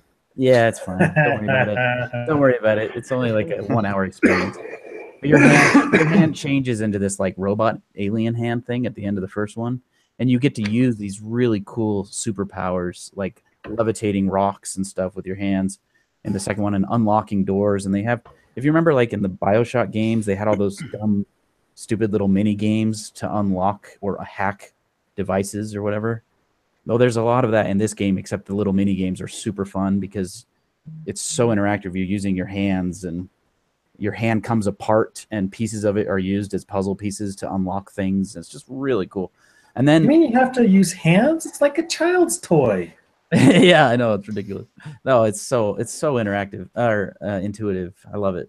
But one of the things I really like too is in the first game, you're trying to find your sister, and she's leaving all these cassette tapes behind, and you literally have like a cassette player in your hand, and you put the cassette tape into the player, and you listen to the tape, and you put it up to your ear, you can hear it better. If you put it far away, you can't hear it as well. Their inventory system is really great in this game, where you just reach behind your back, pull out your backpack, and you can just all the items that you found throughout the game, like flashlights or a dart gun or whatever, they're all just sitting in your backpack. And so you can reach into your backpack and pick up stuff. You can grab different cassette tapes. It really works really well. And this one, you continue to find cassette tapes that your sister's leaving behind. But on top of that, you're on this like alien planet. And so there are all these holograms that appear all around you that are really cool and immersive. There are these like logs that you find laying around, not logs, but like journals, I guess, like alien journals that you find. And you do this really cool thing where you grab it with one hand and pull on it, and it sort of turns into this digital hologram in front of you, and you can read these like alien journals. It's just really so much fun. And then the puzzles are just fascinating. You can see in that image on the right, there's these puzzles on the floor that you have to figure out how to use your levitation powers and all this other stuff to try to make it to work. And then on the left, you see this giant creature that's holding a little like sprite in its hand. So there comes a point when you have to travel. You kind of have to do a fast travel mechanic from one part of the planet you're on to another. And the way you do that is by literally summoning this huge giant, which picks up the room that you're in, lifts the room up, and moves it somewhere else on the planet. And it's just so cool. It just feels so amazing to be in that situation. And it's actually quite frightening the first time because the walls open and you see this huge giant walking up. You don't know what it's going to do. And it ends up being like a gentle giant that picks you up and moves you around. So anyway, and on top of that, you find all these little machines that you have to piece together with gears. And it's just my kind of game. I love the puzzle solving. I love that it's got this sort of like lore to it. And just the interactivity is great. There are all these alien creatures walking around that you can interact with and stuff. So anyway, if you do get VR, I definitely recommend playing these games in room scale VR. They're really, really great. I wish if only I had a Vive. Well, game sounds I rad. gotta say that I don't know if you heard about the knuckle controllers that are coming out, but the Vive has these new controllers they've been working on that look incredible. They're set up so that you can completely open and close your hands, and it's strapped around your hand so that, and then it has like sensors for every finger, so every digit of your finger is sensed, and how much you squeeze it and everything comes across in the game. That's And amazing. then if you want, you can completely hold the thing and pull the trigger just like the current Vive controller, and so it gives you other options like guns and triggers. But it looks so good. I can't wait till those ones come out. They're still in developer stages, but I've seen some game demos with the knuckle controllers, and I think it's really going to change VR yet again. So I'm excited. Sounds amazing. Am I up 10? Okay. Yeah, Reagan, you're up.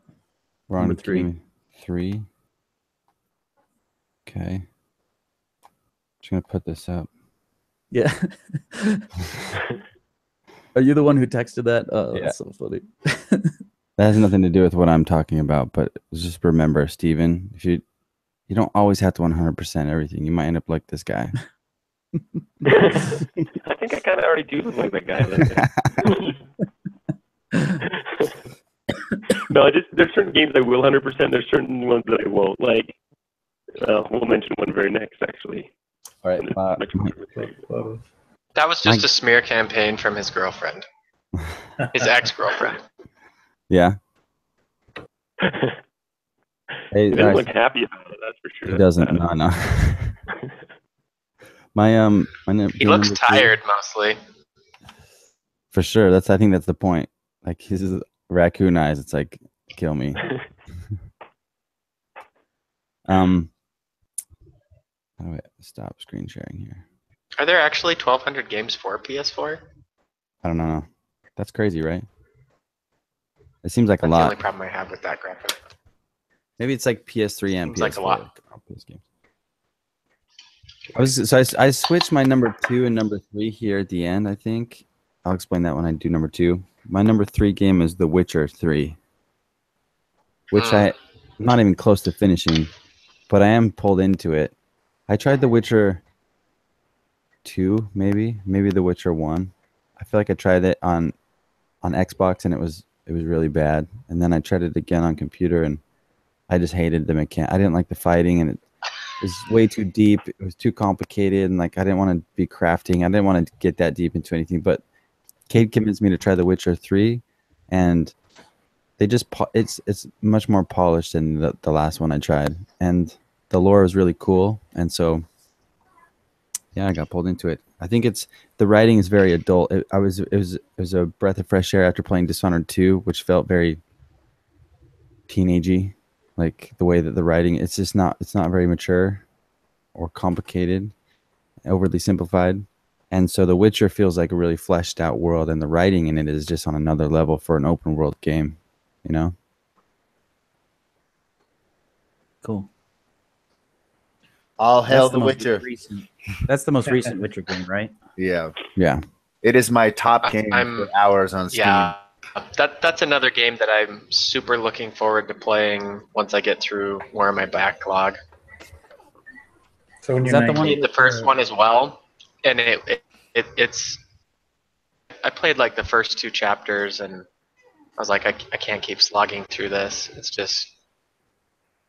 too janky, too old, and yeah. Yeah, don't even But I've bother. heard Just so many go good straight to 3. Oh, so you can do that? It's not like you have to play the others. I don't. It started asking me. There's one part in the game where it's like asking you questions about the first 2 like things you did. It's like, so let me sit down and talk to you, and it's like you can tell they're trying to do it within the story, so it's not just like, hey, answer these questions before you start.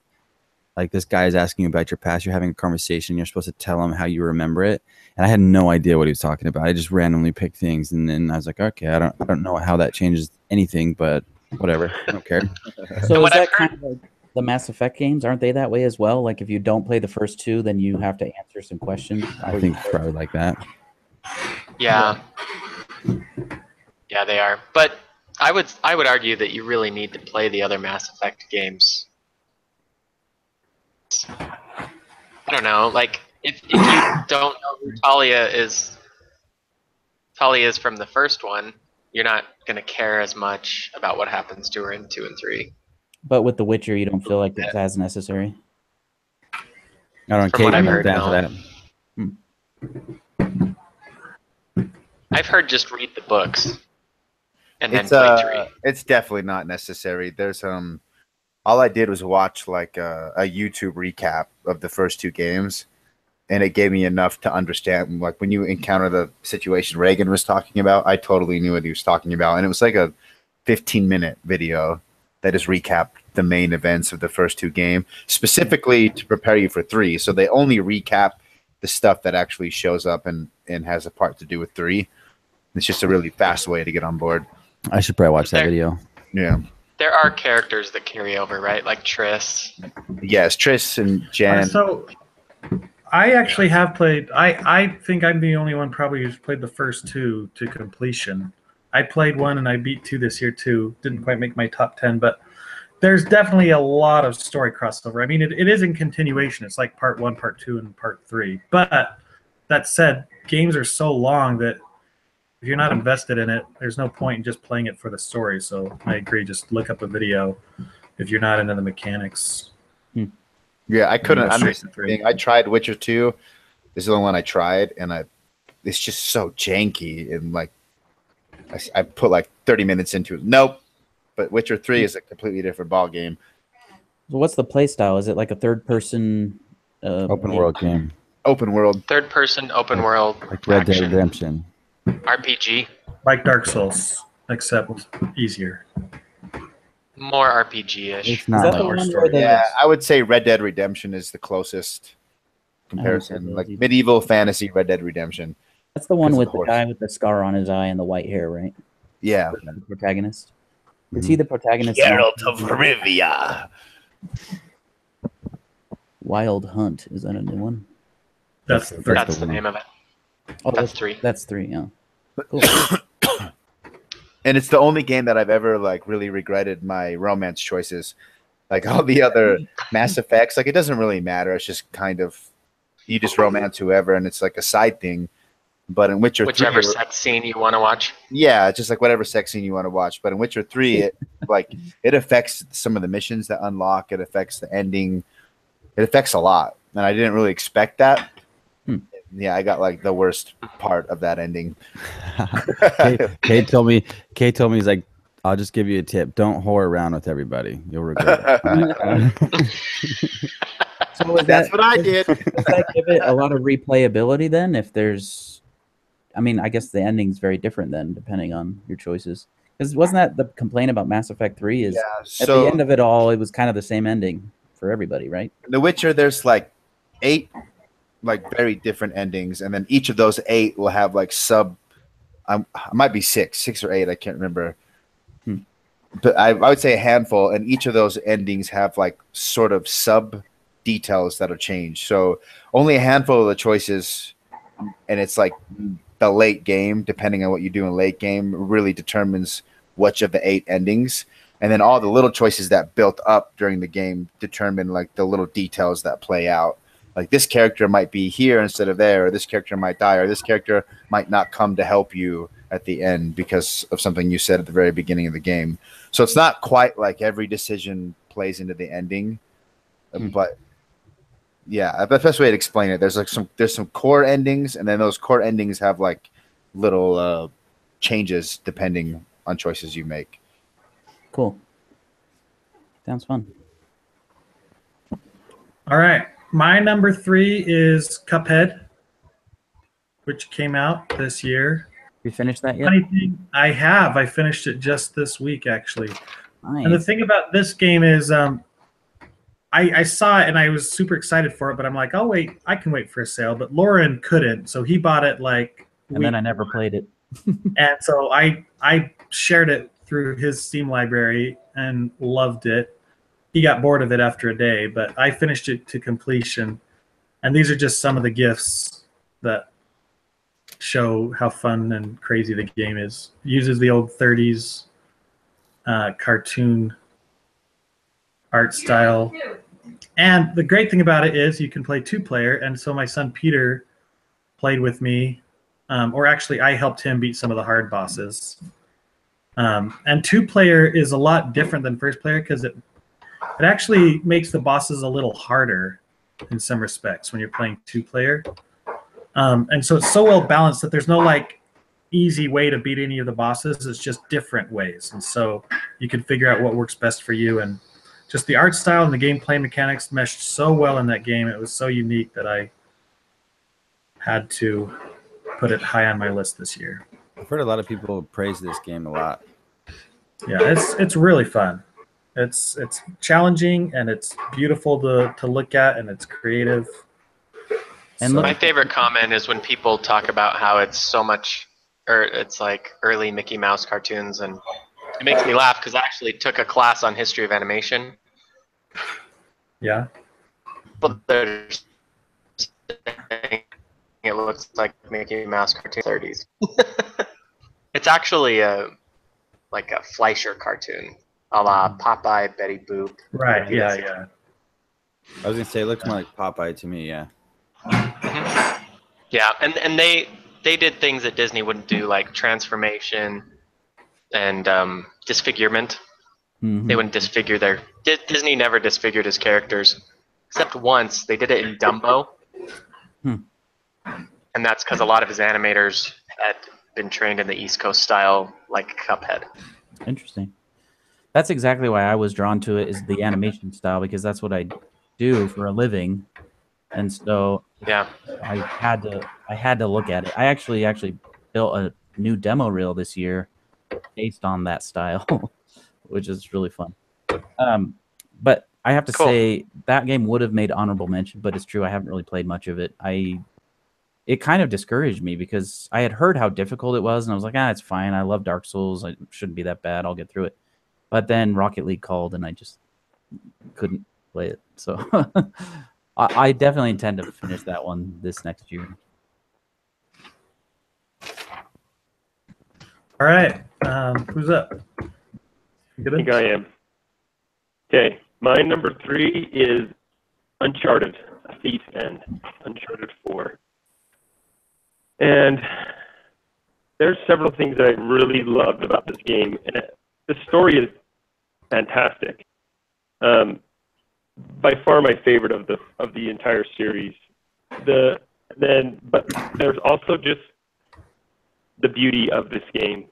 The graphics blew me away. There were so many times when I just stopped what I was doing, started doing video capture, or took a screenshot and used like their in-game filter thing that they have, just because I was just so mesmerized.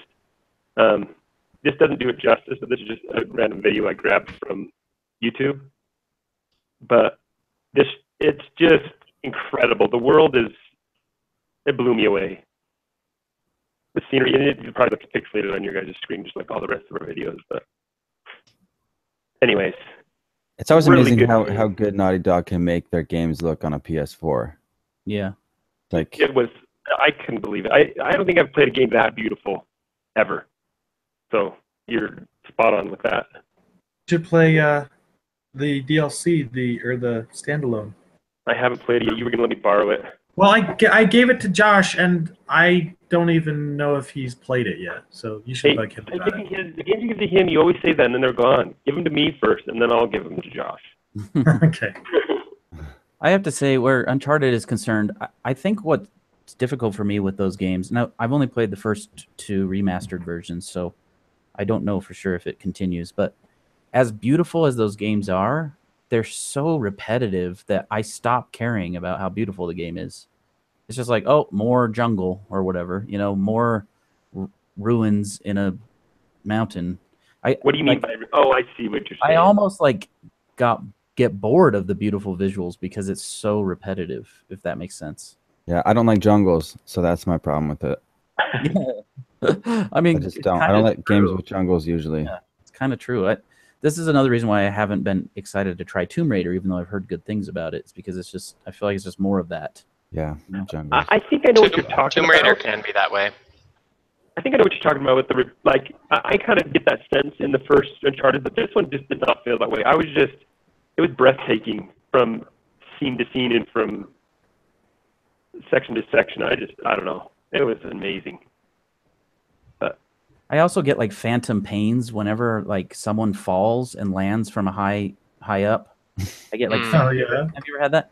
And in Uncharted, That's like funny. every time he runs and grabs onto a cliff edge, I'm like, man, that guy's hands must just be torn up. Like I can't handle That's funny. it. Yeah, if you don't like that, don't play Tomb Raider because she's getting beaten up all the time. She's literally getting like sticks shoved through her neck and stuff. I've seen some of those death Right. The river scene is what you're talking about, or like, yeah. Yeah. I played Tomb Raider. That's I remember brutal. that scene. Yeah, Conan struggled with that one when he played that on Clueless Gamer. Yeah. I think that's where I saw those animations actually. All right. Mr. Loper? Me? All right. So, who was it that said they hated Loom? Steven. No, Lumo. Lumo. Not yeah. Loom. Lumo. Lumo? Two different games. Oh, I don't know what Lumo is. Okay. It's Well- an old game. That came out ages ago. It was like an early 90s. No, or it came out. It came out 2 years ago or 1 year ago. No, Lumo it was had a a- spiritual successor of an old game that we Yeah, used to play. spiritual says. Do you remember that game yet? I asked you if you remembered it, and you said you didn't. Equinox and Solstice from the So, SNES. My days. number- Anyway, my number 3 was a super surprise to me as Lumino City, and from the people that made Loom. And this is a game that, again, with beautiful art direction, I think is kind of the story of these games that we're all listing for this list, with Uncharted and with Robert's game as well, with Cuphead. Like, the art direction in this was amazing, and everything was, It does look really cool. because they actually built these models by hand. And the puzzles in it were so much fun. They never got boring, because each puzzle had a very, very different reason for existing. And it the thing that put it up on my list too, like, it had great artwork, it had great music, the sound in it was just nice to listen to. And the thing that got to me is that it was the first game, and this was actually the Tim Schafer reference, since a lot of those Tim Schafer games, that I got a pen and a paper out and I had to write stuff down to, like, I love that. to do the math. Like, it required me to do math. I normally hate this, but this is like I'm there and I'm reading this book and I have to do math because that's what she would have to do. And it had a mechanic in it that let you just solve the puzzles if you wanted to, but it also gave you the ability that if you were super stumped with it, and you can flip to the page that gives you the instructions on how to solve the puzzle. But to even get to the page, you have to solve a puzzle, hence to figure out which page it is in this, like, 1,500 page volume that you have. It had a nice story too. It wasn't a super in-depth story, but one of the most fun puzzle games, and super unique because I don't know, I'd seen a lot of hand-drawn animation this year with Bastion and with Braid, but I'd never seen a game that had used real-world modeling like this for a long time and actually be fun. Because there's other games that use this kind of real-world modeling. It's usually gimmicky, and it doesn't serve to actually advance the gameplay in any way. But this was different. The models actually made the game more fun. And I expected it to be kind of hollow, but it wasn't. It actually had a kind of cared about, and made me laugh out loud a few times. And yeah, it was a nice little gem that was just buried in my backlog. But Something happened to your microphone. Yeah, you're kind of fading out there. Your microphone did what Oh, happened? okay. I don't know. There Now you it's go. back. Oh, now you That's sound great. better. Now you sound good. I heard him the whole time. Yeah, I could hear Jiggle you the the whole wire. time, but you were starting to just fade out a little bit. I heard you. So where did you Yeah. acquire that game? Is that one of those games where you got through a bundle? Yeah, it was a humble bundle somewhere along the line, and it just forgotten about it. But for some reason, it kept popping up every once in a while, and it's short. It's really short, so I wouldn't pay $20 for it. But gosh, it was fun. It was fun. It's the perfect game to borrow from someone that has it and play it, and then just say, I'm "Yeah, installing it now from that was Robert's fun." library. Yeah, that's cool. I That's wouldn't awesome. I wouldn't replay it, but gosh, it was a game that for the week or whatever that I was playing it here and there, I kept thinking, when I'd log in and I'd hear the familiar music, I'm like, I just kind of got a big smile on my face, and I was excited to play it again. Cool. So when you, Right, Kate? Oh, Steve, when you sorry. started a game, did you play it till you finished, or were you jumping from game to game all the time until you just gradually completed games? Much play them till I finished, except Dark Souls, which I'm still in the process of Grinding through. Yeah, Cool. I'll beat it one of these years. It'll make an appearance. No, you won't. Hey, I made it so last year I played it to Quelaag's Domain and beat Campbell, and then this year I've played through Anne Orlando. Nice. Huh. So did you beat Ornstein and Smog? Sorry, not through Anne Orlando. I'm in Anne Orlando. Up to. Good luck. Good luck with Yeah. that.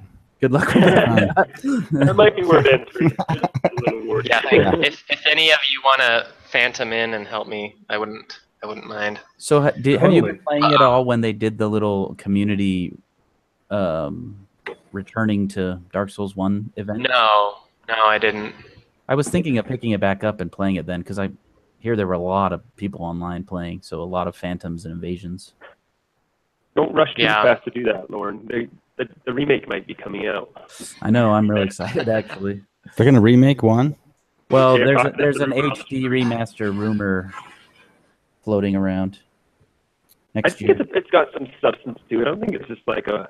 I did too. I think there's a really good, strong possibility that this might happen. I'm secretly hoping it's Demon's Souls though, because I have a PS4 and I could Me too. actually play that one finally.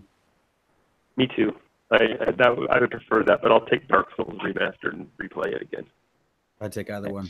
But yeah, to answer the original question, I really would just stick out one game. I mean, I would play Rocket League or Heroes of the Storm, Depth or Vermintide or something, episodically. But pretty much, I would just play one game until I beat the whole thing.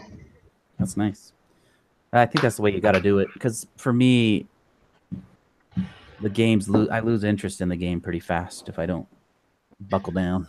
Well, and for me, what I found out is when I set them down, I forget how to play them. Yeah. What the buttons are even, and I forget the mechanics. And surprisingly, I don't I can set Dark Souls down for months and then pick it back up and keep playing it, and I almost am a little better when I do it that way, because I'm like, oh yeah, I've done this before, and it's like a memory. It's like cemented in my memory. Playing piano, songs are often that way. I'll be playing a song a lot, it down for a couple days, and then when I come back, I can play it better because I remember the fingering for that section, and I'm like, oh yeah, and then I can actually get to where I'm playing the song and not just pushing the keys. That's fascinating. I wonder how many Anyway. games you can say can do that, really, like in your muscle memory. Well, that's a beauty. Rocket Dark League, Souls. Dark Souls. Yeah. Definitely. Sweet. I'm gonna try that Lumino City. That sounds cool. It was fun, especially if you have it shared and it's free. Thank you, Robert. I just installed it while you were talking about it because it looks awesome. Okay, Kade, you're up with your number 2. Boom. Mass Effect Andromeda. This is a terrible game that I enjoyed a lot. Clearly, it's not your. I was gonna ask about that. I thought everyone was supposed to hate this game. Mass Effect series is one of my favorite series. It is, like a lot of my other choices, the combat is so good that I just forgave it of everything else because I just wanted to keep playing the combat and getting more gear. The story does have some neat callbacks that ties into the original trilogy, and if you are a completionist, you can get like codex and secret cutscenes that really ties the two games together, or the two series together. But the actual story of the game itself is meh, whatever. The base building is okay, the characters are okay, the animation's kind of crappy, the dialogue's like, it's just really, it's not bad, it's just not as good as the original trilogy, except for the combat. And I read the combat was made by a different studio because they made the combat system in the multiplayer, and they spent the entire time, like, if you read about this game and what happened to it and how they spent $40 million, they pretty much scrapped the entire game 8 months before launch and like rebuilt it. But the combat is the only thing that stayed consistent, and it's probably the funnest. For sure, the funnest third-person combat shooting I've ever played. Maybe the funnest combat I've ever played, like shooting type combat I've ever played ever. I say that like knowing that this game is hated, but you have like these. I'm trying to find some footage. Why is it hated? I mean, you mentioned that the story was just so slow. Everything but the combat is terrible. It's maybe I heard that the animation, the facial animation and stuff is really bad. It's bad. They patched that, but They patched that a lot. yeah. Yeah. I wish I could show you, but the combat has like similar to Shadow War. You have this dash mechanic, like these there. You just maybe you can see it, but you can like boost any direction at any time, and the cooldown is really low. And the way like the camera zooms in when you it's just solid, man. And the multiplayer is really fun as well. Then you have a bunch of cool skill trees, and the AI is actually for your companions is pretty good. Like the combat feels like a really solid AAA game, like an improvement upon Mass Effect, but like a 10x improvement. Because the old Mass Effect games, the combat was never great. It was passable, but the story was awesome, and the lore building was awesome, and the characters were awesome. This is like a complete flip. The combat's amazing. Everything else is just sort of it's not terrible. It's just not.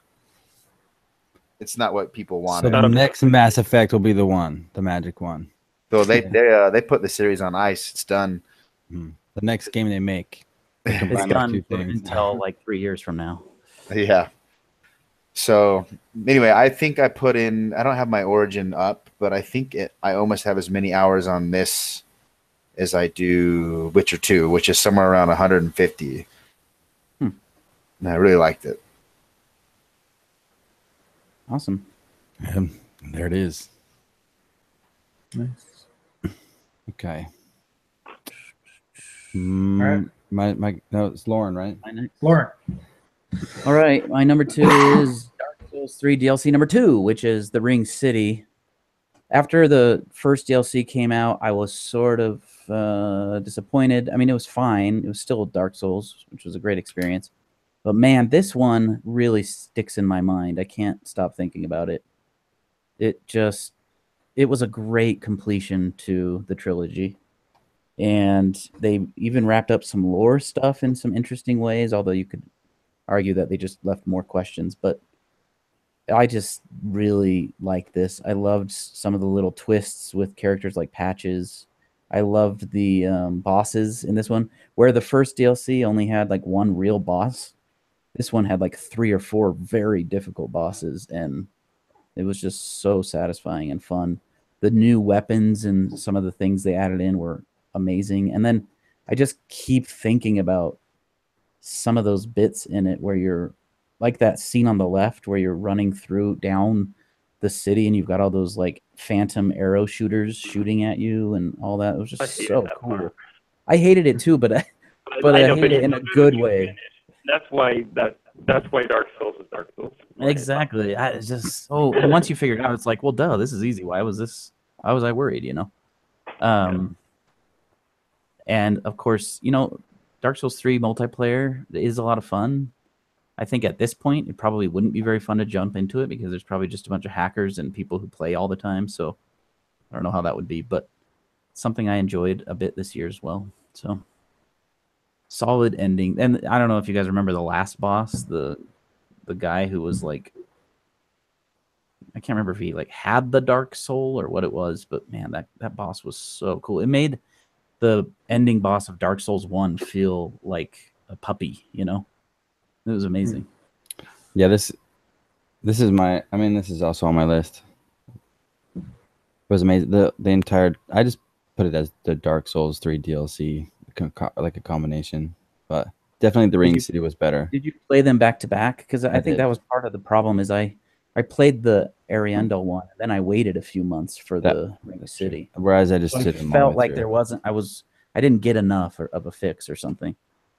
If I'd played them back to back, I think I would have probably appreciated the first one better. But I agree. I feel like that it was like a knowing that that's the end of Dark Souls, at least what we think probably. It's also, it was kind of. I feel like they ended it pretty well though. yeah, It felt pretty epic. The Ring City definitely felt huge and epic, and it was one of those like levels that Dark Souls will do. Like I always remember, like in Dark Souls when you do do you remember in the first one you have to like the Crystal Caverns? yeah. You have to drop the prisons. Like those are the kind of levels that Dark Souls will pull out that just feel very unique and unlike any other game. And the Ring City to me felt like it had some of that atmosphere. Completely agree, and that's where the Ariandel one suffered for me, is it was not memorable. It's kind At of least interesting because a lot of people consistently. kind of naysayed the DLC because they said it paid too much fan service. But to me, that was a big part of it. I know you guys are saying it had another unique level design experience, but it did have a lot of fan service. But to me, I loved it. It was just like such a great love letter to fans who have hung in there through all through all of the Dark Souls and just like loved it and cherished every minute of it. But yeah, for that and for many other reasons, but I appreciated that last DLC so much. That freaking dragon boss, I can't remember what he was called. Dark Eater Mirror or something. I can't remember what he was called. But Yeah, man, that boss just worked me. And I think we even co-op together, like the three of us, Steven and Robert. I think we co-opted on that boss like 25 times and still could not finally beat it, and then I tried to help you guys beat that boss, and it still took us like I don't even think I ended up beating it. That's the one when you jump down. Jump off. That was rough. I didn't think I'd ever beat that boss, and then I finally got with some really good players, and we barely took him down. So that's I never used the player, but I did use the AI that you could summon. Yeah, I used that as well. The other thing that I thought was really cool about the Ring City was that unique boss where it actually summons other players to become the boss that you fight. That was pretty cool. And it was really fun to play that Covenant and be that guy. I only did it a few times, but it was really fun to be the guy who was summoned as the boss. That was like so satisfying to just. And there were a few times when I did that, and I took out like 3 other guys by myself. It was so fun. So that mechanic started in Demon Souls. The first time they did that was Demon Souls. Oh, really? They tried it in Dark Souls 2 with that Mirror Knight. Do you remember the Mirror Knight? Yeah. That like black phantoms would come out of his mirror, but it didn't work most of the time. Like it rarely worked. So usually you just got AI. But anyway, that's a cool mechanic to me. Well, yeah. Can't go wrong with the Dark Souls game on your list. Yeah. Not my number 1 though for the first time in like sadly 3 years. I don't know if there will be one next year. There won't be. I think so. Well, there might be a remake, I guess. There may be a new FromSoft game though. They did tease a new game. Yeah, they did tease that new game. Did you see that teaser, Reagan? No. You should watch it. It's Some people think it's Bloodborne 2. Others think it's what is it called? It's Bloodborne 2 for sure. Most people agree it's Tenchu, I would think, but Tenchu, yeah. I want Bloodborne 2. Honestly, anything from that guy. What's his name? Miyazaki. Anything from that director from FromSoft, I'm 100% on board with at this point. So he's earned. my next $60. Yeah, exactly. All right, I'm Nice. out. Yep. Okay. I got for Christmas a PlayStation VR, Ooh, awesome. and Resident Evil 7 is my game number 2. And here's the thing. I've only played this game for 1 hour. You can only handle 5-minute increments. And it's already that memorable. Here's the thing. The graphics are so bad. They're so bad.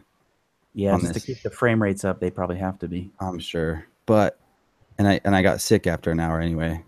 Part of the problem with the mechanic is you can like hit the right stick and you'll shift. Like Yep. you kind of like shift like at 45 degrees, and that, since you're not really moving, that after a while that starts to make my stomach churn a little bit. You can turn that off, by the way. I turned it off, and it's like just pure smooth, like a normal game. I got to do that because I was getting sick. But even while I was in it though, it was very, very intense. Like I was finding myself wanting to find like looking behind me as I walked through a door, and I'm just like, I'm freaking out. Like I'm like, let me find a place where I can put my back up against a wall and see both doors, because I'm waiting for something to come and get me. And this game is definitely going to be very memorable for me because I love being scared, and already I'm like, man, am I gonna be able to handle this? I can do this, right? I can do. It'll be interesting to see if VR sort of brings about or almost like a new level of fear for people, if that makes sense. You know, like games will be even more intense now. Oh, way more They'll be intense. pushing the limits. So the guy at GameStop, when I got this, he said that he's like, so I played through this game from like without VR. He beat it. He's like, and he put on the VR, and he's like, I knew where everything was coming, and he couldn't do it. He's like, I couldn't do it. I had to stop. It's crazy, man. I'm excited. So it's interesting too. So I'm just starting to experiment. Like obviously, I've only had this VR for a couple of days. I'm obviously a Vive would be way better. Like we'll see how this works. Like I think most of the things in PlayStation that would work they're like those arcadey type games, because the graphics just can't handle much. Right. But it was only $200 as opposed to like $800. So I gotta say though, the Oculus is coming way down in price. It's only $350 now. It was $350. I know. But I heard so many good things about Resident Evil. Like I've heard a lot of people say they were feeling disappointed with VR. Just they're tired of these VR experiences and they wanted an actual game. And this is the first thing that delivered. Graphics or not, it was like that's what I wanted.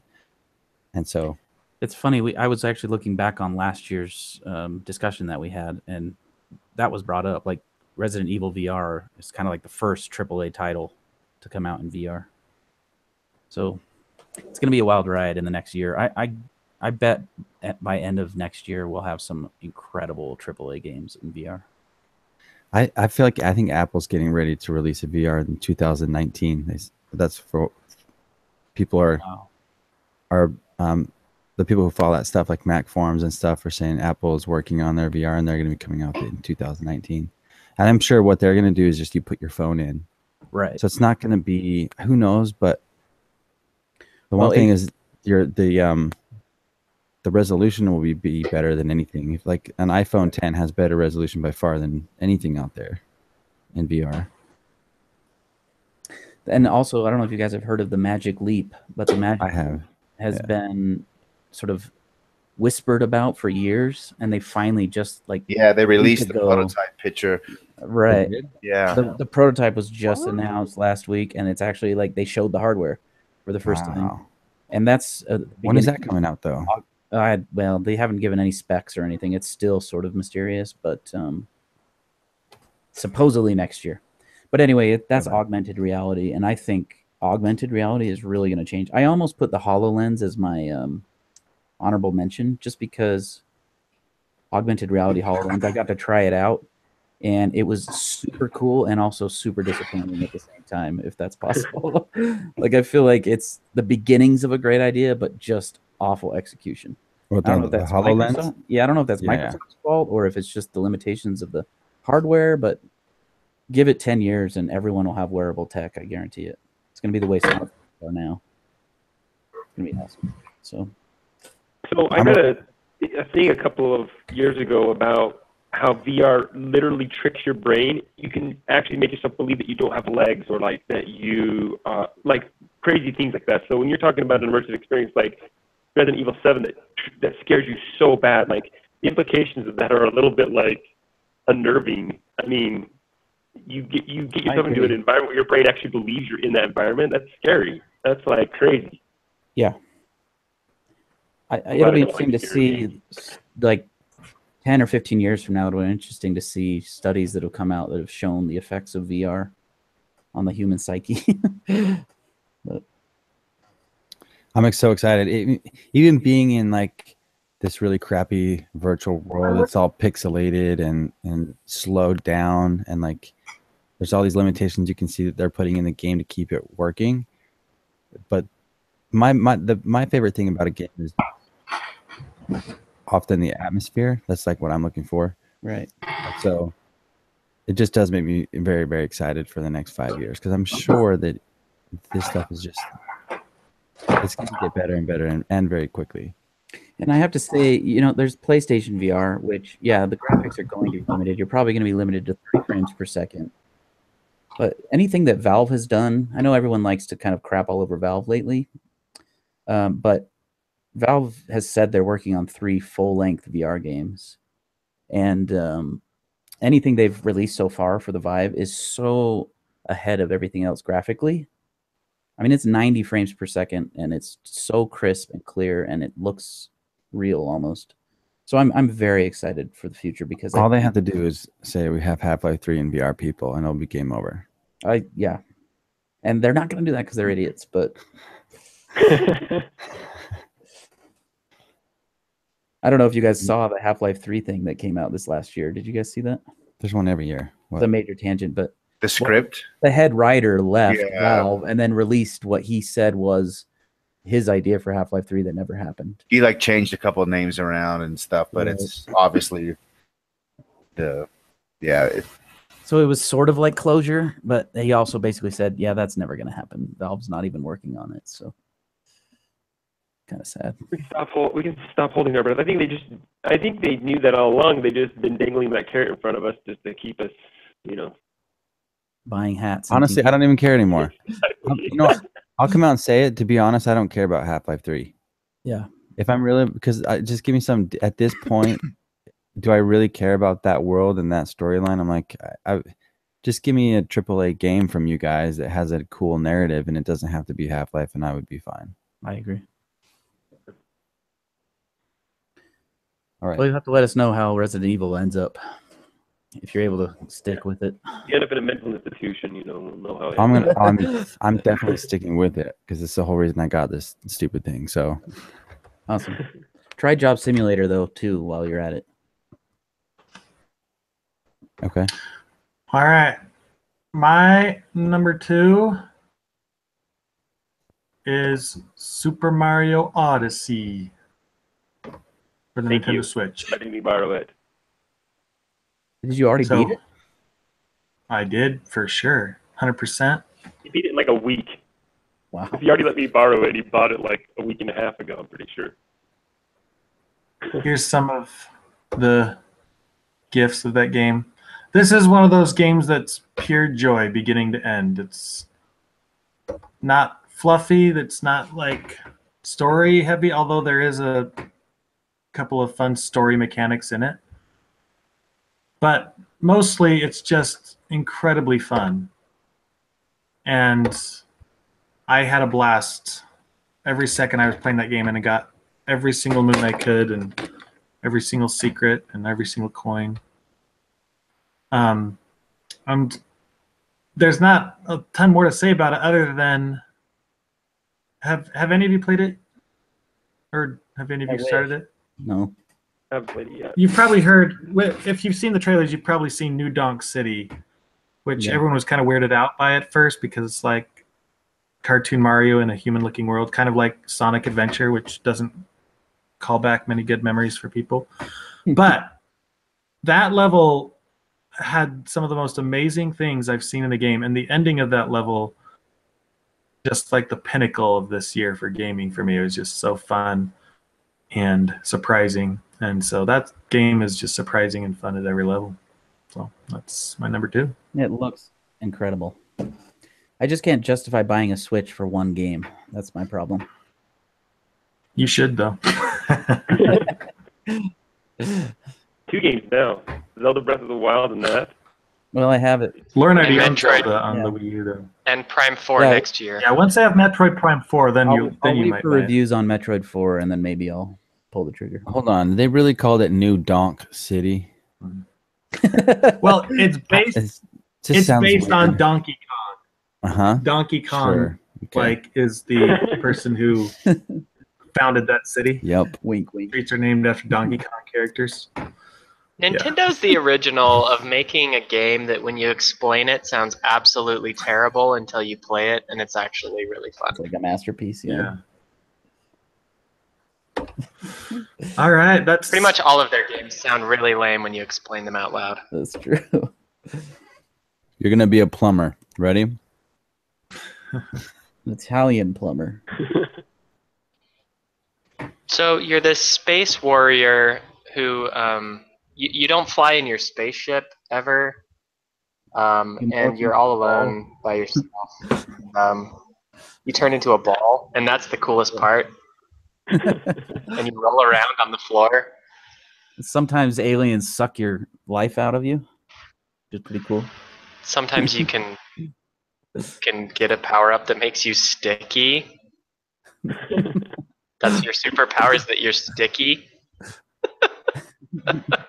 I want to play that.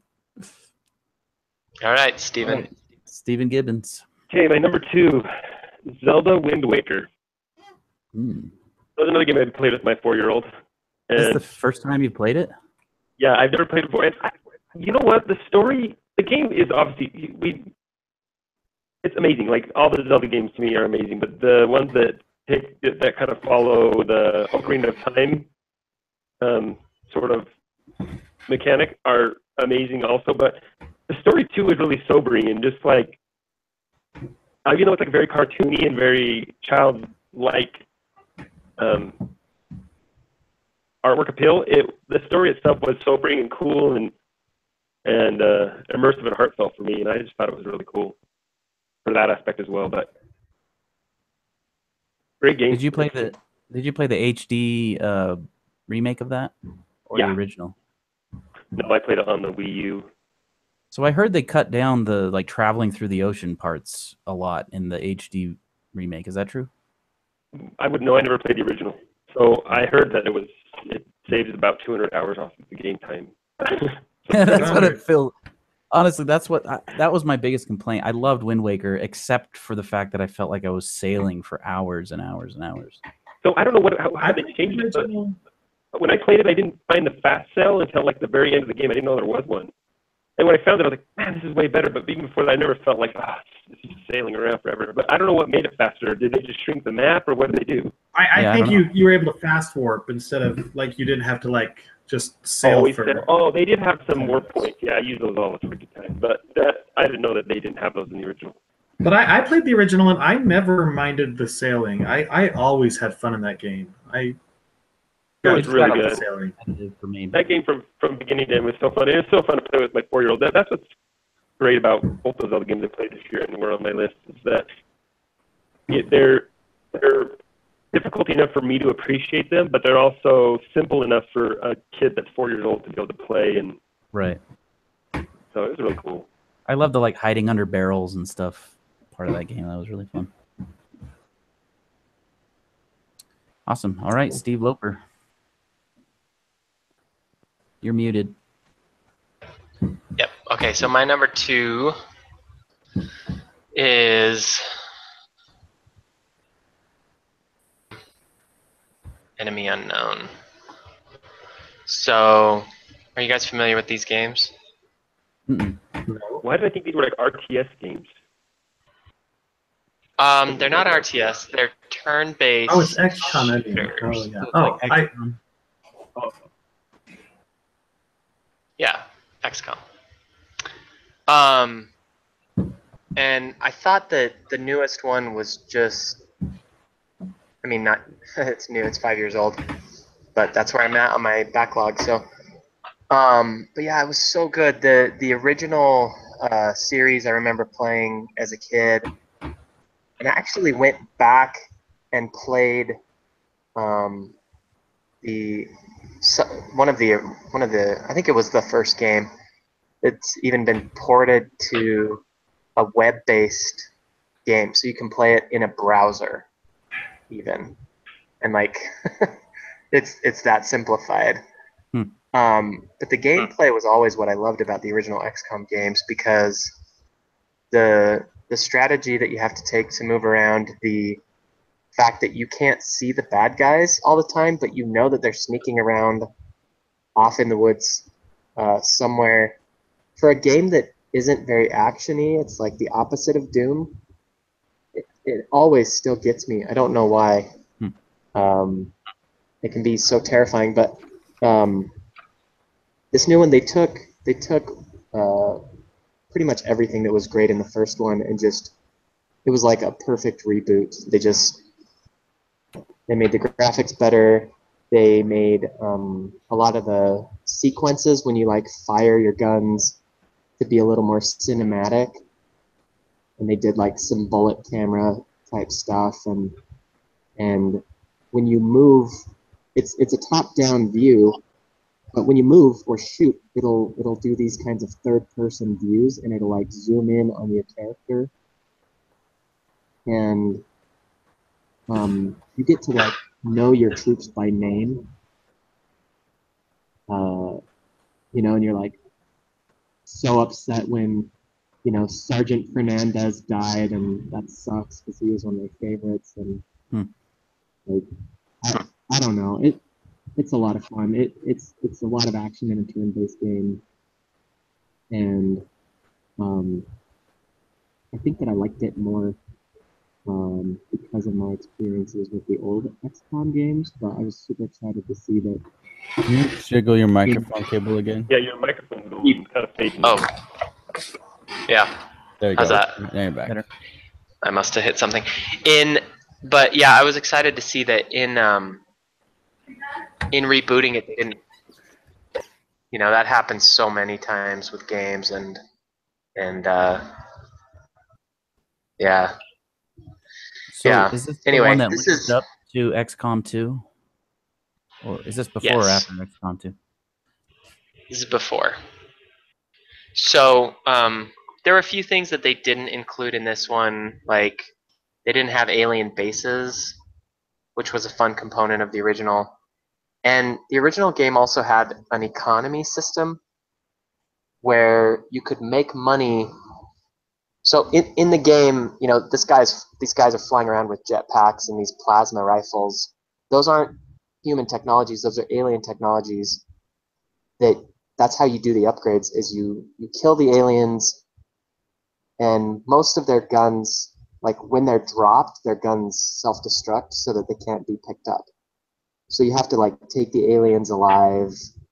You have to be really careful with handling them. And then you can take it back to your scientists at your base. They can research them.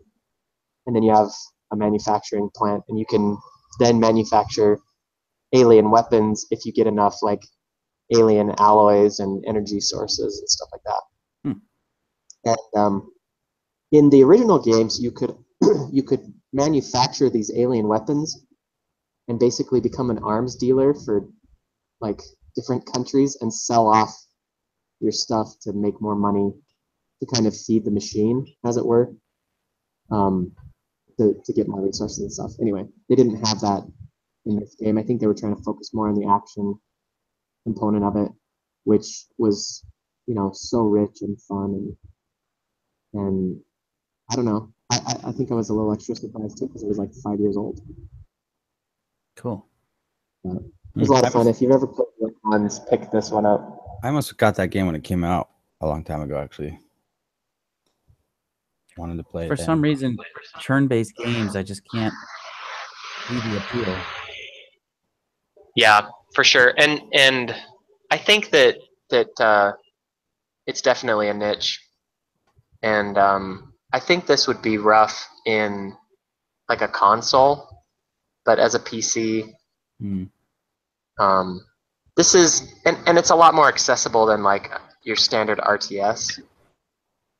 But yeah, if you're more in the action / first person genre, this is not very fun. Although It's a lot about and stuff. Nintendo just did Mario plus Rabbids Kingdom Battle, which is basically XCOM for console, and it's actually quite good. It is. It's XCOM for kids. Yeah. Yeah. So if you end up playing that and you want a more grown-up version, this is the original, and it was My good. brother-in-law gave me XCOM 2 for Christmas last year, and I haven't even played it. But I've heard that one's even harder. Wasn't this But I a heard free it's game also recently or really something? fun. Is that how you got it? What's that? XCOM Enemy Unknown. I have it. I think I got it for free on the Humble Store or something like that. Or I don't remember. Is that how you got it, Steve? No, I didn't get it free. I got it in a 2K bundle or something. Okay. Stephen Gibbons, do you have a Borderlands loot crate behind you? Yeah, he does. Yeah, dude. I just got it. I was bragging about it to Lauren before we started this thing off. That is so awesome. Open it up, show him the light. That is awesome. Yeah, check it out. This is so cool. Red, empty, green, unopened. I keep all of my controllers in here. That's cool. That's cool. I got it on ThinkGeek. It was $30. They have like a few left, and they're just trying to get rid of the last few. But That's a good deal. Cool. a bunch of dumb swag inside of it, but I really just wanted the crate, the loot chest. That's cool. All right, we're down to our number ones now. This is the final countdown. I don't know. Kade, you're up. The final. I beat you to it, Cade. Nice try. I was muted. I said it before you. I was just muted. Big brothers always get there first. I'm just I saying. just see Joe from Arrested Development doing magic tricks. Need I say more? It is greater than Dark Souls, and I will argue all of this is combat-wise. If not, No. Combat-wise, you haven't played it on PC at 60 frames in whatever. perfect. I already know. I've explained. I said this to Cade, and I think anyone who's played both of these games will know exactly what I mean. Neo drives like a Subaru Impreza, right? So it's a fun car to drive. Dark Souls drives like an Audi. Totally disagree. Dark Souls is way more clunky. This Neo plays like Ninja It's Gaiden. zippy. There's no weight to it. There's no weight. So it doesn't. Yeah, have, how many hours have you played? Like 2 out of an 80-hour It doesn't game. matter. I already know. Yeah. You No. don't take that long to find out. How many weapons have you used out of like 30? You agreed. You already agreed with me that it doesn't have the weight. So It doesn't have as much weight, but it has weight. It's better. I just think it's better. Combat's better. It's like Bloodborne. It's fast. It's sharp. I think the three stances makes a huge difference in approaching enemies.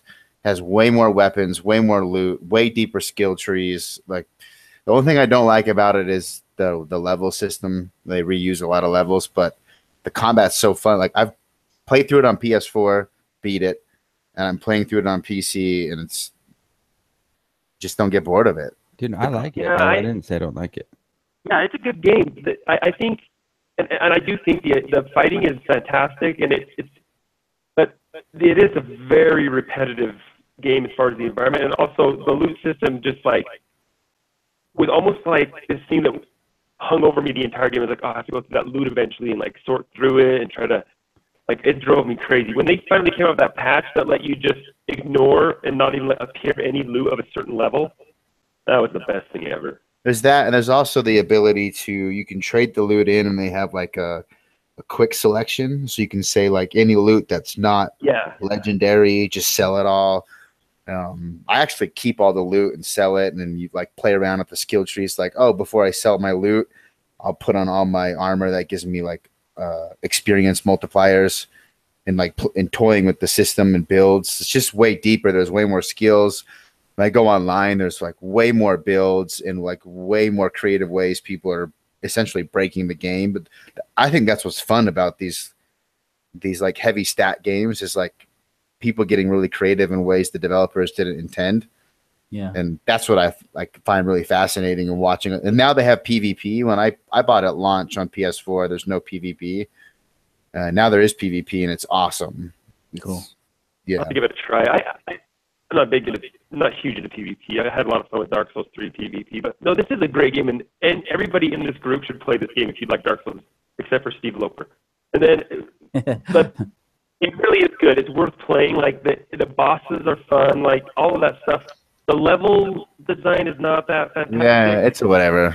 It's pretty lacking, and it gets really monotonous. And the loot system, if you don't like Diablo loot system times 100, then it's going to drive you crazy. But with that, Reagan, I think I told you about it that night. But if you enable that to like say, don't pick up or even show me any loot that's below yellow or blue or whatever, I think it will make your life so much better in this game. Here's what I figured out about the loot right away. I don't like that the same item could have potentially several different stats. That's, to me, that's a level of complexity I'm not interested in, where it's like, hey, this is the same exact hat, but it just has different stats. Like, I prefer just this weapon has this stats, and give me like maybe 20 different weapons. I don't want to do like there's thousands of combinations because every single short sword has potentially a different. You know what I mean? I don't. That's to me, it's a little bit. Do you not like it in Borderlands? Because you can do that in Dark Souls 3. There's a lot of weapon possibilities. Yeah, but it's not quite the same though. Dark Souls 3, every weapon starts out the same, and you level it up, and you decide how you want to engineer that weapon. This is like a weapon will drop it way better than what you have in a totally different way, but it's just totally random steps for the exact same designed weapon. Yeah, same weapon but different stats. Oh, so I can appreciate. So it is like. Well, I think you need to clarify. It's not different stats. The scaling stats are the same. They'll have different perks depending. Right. Exactly. So, there's a lot of them. There's like 15 different perks you could have. So one thing I've never seen, I've watched a lot of these types of videos that you're showing here, where it's just him running through a level, but I've never like seen a boss from this game. Are the bosses are fun. Creative and fun as Dark Souls? My favorite part of this game. Yeah, they're good. They're worth mentioning. You'll like the bosses, Lauren, for sure. Yeah. And you'll think the first boss. Yeah, the game is, by the way, it's fun, and I'll probably play more of it. I do enjoy it, so I don't want to sound like I'm talking a bunch of shit on it. It's just, I think it's the best of. It's like Devil May Cry and Ninja Gaiden and Bloodborne. Right. I agree with that. I agree with that 100%. So how would you compare this to Bloodborne? I like the combat a little bit more. Other than that, it's not as good. It's okay. The combat's not as good in my opinion. Here's what Reagan, what you like. If you like things to be simplified, and I like it that way too, where you've got your 50 weapons or whatever it is, they're all the same, and you decide how you want to level that weapon. Sometimes you can, or how much you want to put into that particular thing. This complexity I can appreciate, and I can see why people value it. It's like the Diablo style thing going on here, but that's not even all of it though. To me, it's just the feel of it is zippier and more arcade like, whereas Dark Souls and Bloodborne has a weight and a balance to it that this game doesn't quite have. See, I feel like the weight that you're talking about is less apparent in Bloodborne. It is less apparent in Bloodborne. But I agree with what you're saying. Dark Souls in particular, I mean, I fat rolled for the first 20 hours of that game because I didn't know you could wear lighter armor to move around. And I tend to like things that are quicker. Like I tried Lords of the Fallen, and that's like ultra slow and ultra weighty, and it's just too slow. I love that game. Some of the fun of that is that you learn to sort of predict the movement of the people coming at you, and you learn to parry and stuff. There's some fun to that, but I tend to agree. Like I like the Bloodborne version best. I do too. But the thing about them both is you can not so much in Bloodborne, but in Dark Souls you can play a fast character. And I always have. Oh, you're a scrub. Dex only. I appreciate. I can see why Kade likes this one and has it as his top game, and it's worthy of being there for some people. For the same reason Reagan's mentioned, almost this game couldn't quite make it up that high for me. So it's number 7. But the common theme for me is just like what games had the funnest gameplay. Like Yeah. I've older I get, the less I care about. Like, is I do like getting pulled into a game. Witcher 3, if Witcher 3 for 2 years would have been my number one. That's how many hours I put into it. But like all my games on my list were just, they were all gameplay driven, even if I didn't like anything else. And that's how it is for Neo. I just, the battle system, it's just so fast, it's so fun, it's so difficult. Like the one, like these ones, these type of fights when you have like the one-on-one battles with just a normal humanoid character are my favorite. That's but these are my least favorite. Yeah. they're frustrating, but they're fun. Yeah, they were hard for me. I like the bosses best, except for that stupid end boss. I hated that boss. It's like fighting Of the main in Dark story, Souls. not the DLC. There are some weird difficulty spikes, like certain missions that I'm like, man, I have to go like grind and farm to beat this mission or summon someone, and then I'll beat like 4 or 5 missions, no problem, and then one will be. There's a little bit of weird balance as well as a Yeah. Dark Souls game for sure. Yeah, Cool. definitely play it, you guys. It's But you'd totally recommend worth playing. the version though because of the frame rates. I think 60 frames for this type of action game when like your hitboxes and everything's tied to the frame rate. It's just so much more accurate. Like at least with the PC version, I have yet to feel like I died where it wasn't my fault. Like, yep, that was my fault. I went the wrong direction or I parried at the wrong time. It never felt like. And for the most part, Dark Souls didn't have that issue, but every once in a while you'd have like a weird clipping where you hit someone and it doesn't hit them, or like they catch you and you're like, dude, come on. Yeah. I haven't had that in Neo on the PC version. On the PS4 version, I did run into that.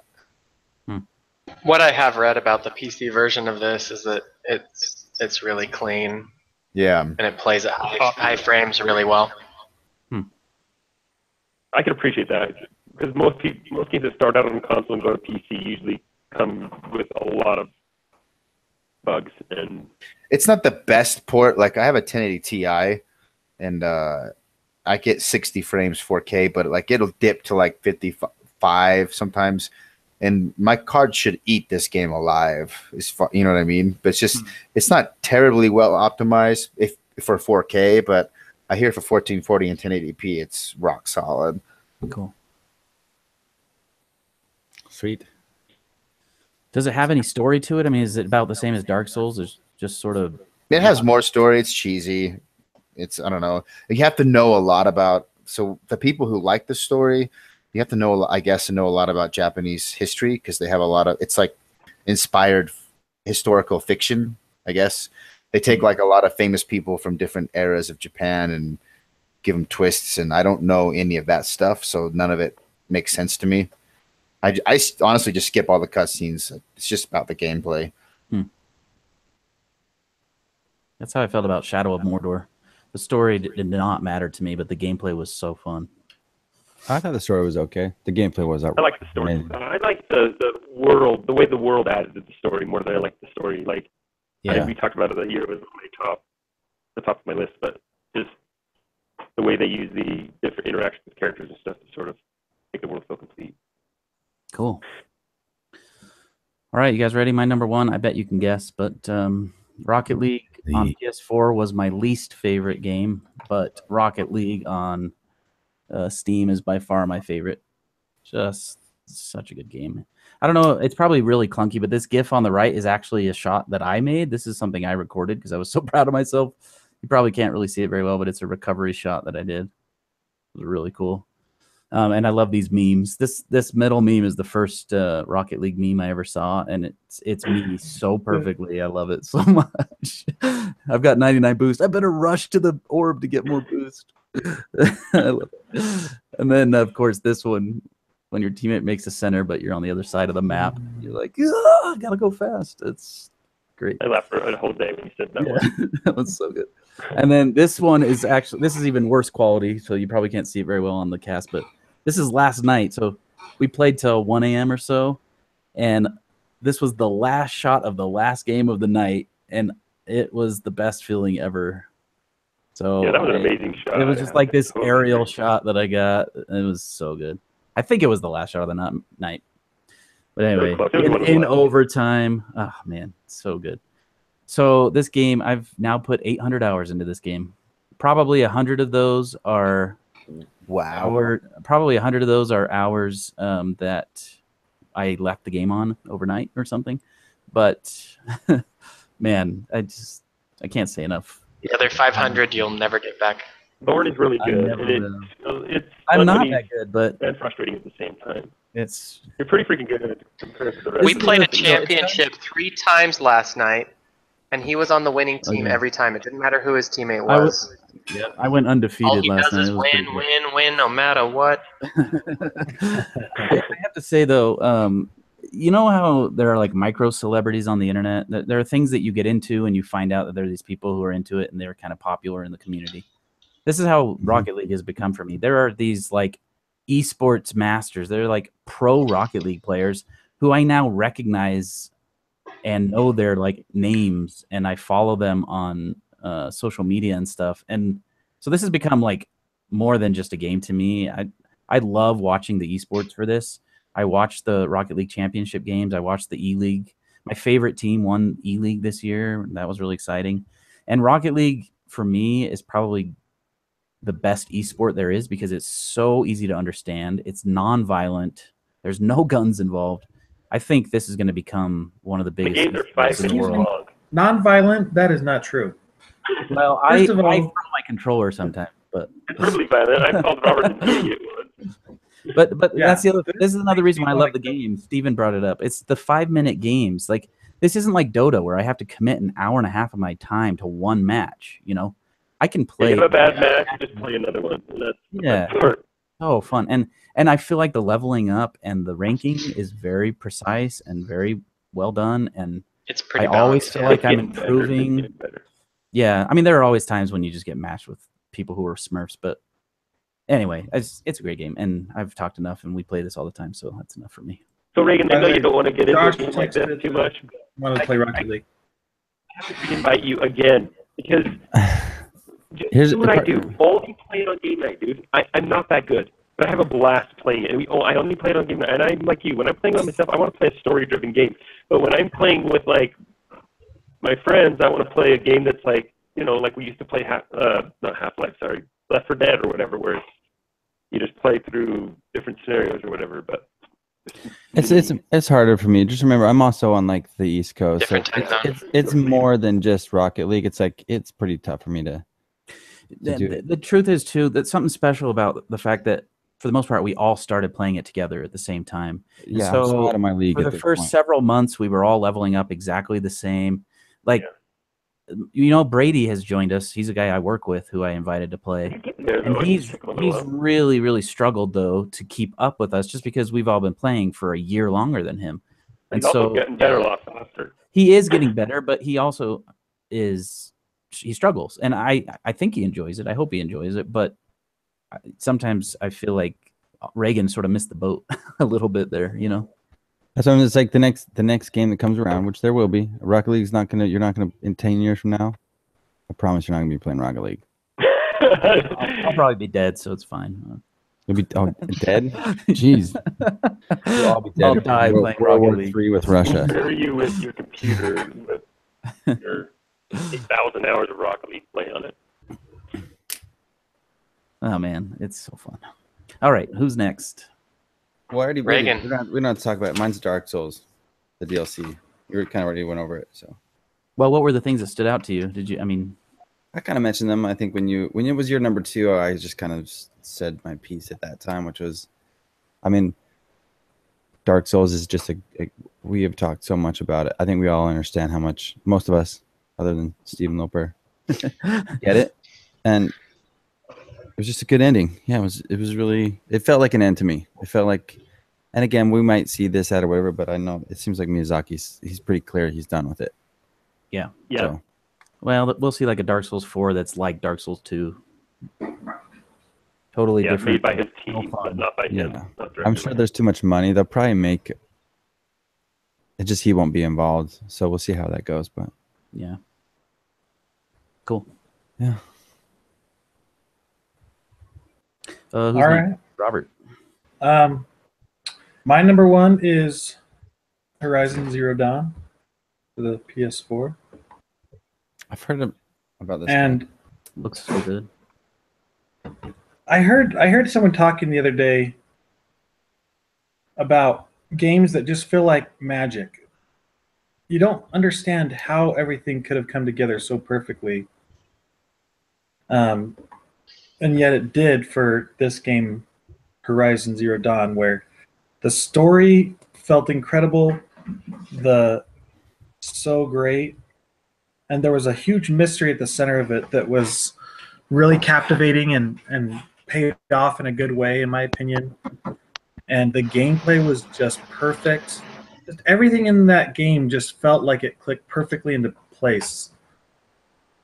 And it felt like it couldn't have been any other way. Like it had to be that way because it just feels so perfect to me, anyway.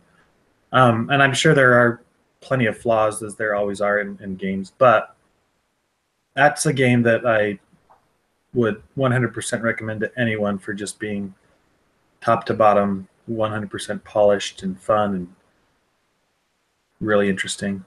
Only on PS4. What's the difficulty on that game? Actually, I think you can set the difficulty. So you can, I think I played it on normal. And then when you beat it, there's like a new game plus ultra hard you can do too. Here's one more. It is PS4 exclusive, Steven, I think. Yeah, it is PS4 exclusive, yes. Here's some more. Did you play the DLC yet? Yeah, actually I did. And this is from the DLC that I'm showing you now. I thought you didn't, Robert. I thought you gave it back to Josh. Did you buy it again so you could do the DLC? I bought the DLC, played it, then gave it back to Josh. Oh, that's what I did. So what's there going to be more DLC for it? What about the game is good? No, they said there's only one DLC. So the first thing that pulled me into the game was the story. Immediately, the second thing is the gameplay, because the gameplay, well, and the graphics, like I said, all of it is just so good. But the gameplay is basically fighting robot dinosaurs, which sounds kind of cheesy, but that's like the main mechanic. And there's also like human enemies that you fight, but it's a third-person action adventure, and you use a bow and arrow, and then you throughout the game. There's weapons you get called tripcasters, where you set up lines, and then as the machines come toward you, they'll get shocked or exploded in some way, depending on the type of rope caster you're using. A crazy arsenal of different kinds of weapons, and every beast that you come upon and every new enemy that comes along is really creative and really well designed, and the voice acting is really well done. It feels like when you start to play it, it feels like a Native American tribe. But you realize quickly it's a post-apocalyptic world where there used to be a vibrant society, and now everyone's tribal. And for some reason, there's these robot dinosaurs roaming the earth that are dangerous. And you learn to take down smaller ones at first, and then you have to end up taking down bigger and bigger ones. And there's this crazy story in the background about people who used to live there, and you have to figure out why everything happened and why it is the way it is. And man, it's just, I don't want to say too much about it, because part of the fun of it is just the mystery of it. Okay. But I mean, it's a little, if you wanted to like tie it to other games, it's a little like Dark Souls in that it's just taking down huge bosses, but it's also a little like Tomb Raider in that you play a girl who's going on this massive adventure, and there's some climbing involved, like when you want to climb up some rocks, but I think it's really well designed. Kind of like Uncharted, I guess, too. I don't know. However they did it, they just created this perfect amalgamation of gameplay styles that I thought it was just great. Robert, weren't you telling me earlier this year that you might rank it above Zelda Breath of the Wild? Well, I started Breath of the Wild and this game at the same time, and I was definitely enjoying this game way more. I haven't beaten Breath of the Wild yet, but I'm playing Breath of the Wild again now actively. And I do love Breath of the Wild, so I don't know for sure which will rank higher, but I definitely, same time, Horizon Zero Dawn was way more enjoyable to me, just because it's got a more.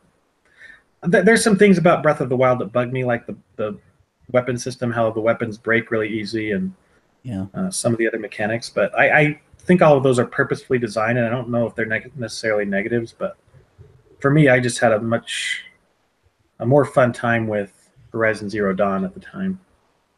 Interesting. Yep. Cool. I might try that one out. Yeah, I definitely want to get that. Should that I would recommend that game to everyone here. I think it would be great. Looks awesome. Yeah. Robert, remind Josh that he should lend that to me. Okay. All right, Steven Gibbons or Loper, which is next? Steven? My number one was the Dark Souls 3 DLC as well. And you've already said what we were going to say about it. But yeah, I just really appreciated how it wrapped everything up. And it's bittersweet to see this series end, but there was dialogue in this final DLC that was kind of like telling players to move on. You know, like it was sort of just telling us, hey, you need to let this go. We're going to move on to bigger, better things, kind of. And have you guys seen The Last Jedi? Because there was dialogue in The Last Jedi like that. Yes. No, I haven't seen it. Don't spoil it. Well, but there's dialogue. Move on. Stop focusing on the past movies. That's basically what they said. Yeah. So, and I appreciated that. And it was, like I said earlier, just to me, it felt like a love letter to the fans. And I think they did a fantastic job of just, everything I loved about Dark Souls was all in that DLC. It was just incredible. And I'm a little sad. Makes me want to go play it again, to be honest. Yeah. Talking about it, but yeah, good stuff. But now that I know that there's a Bloodborne 2 probably coming out.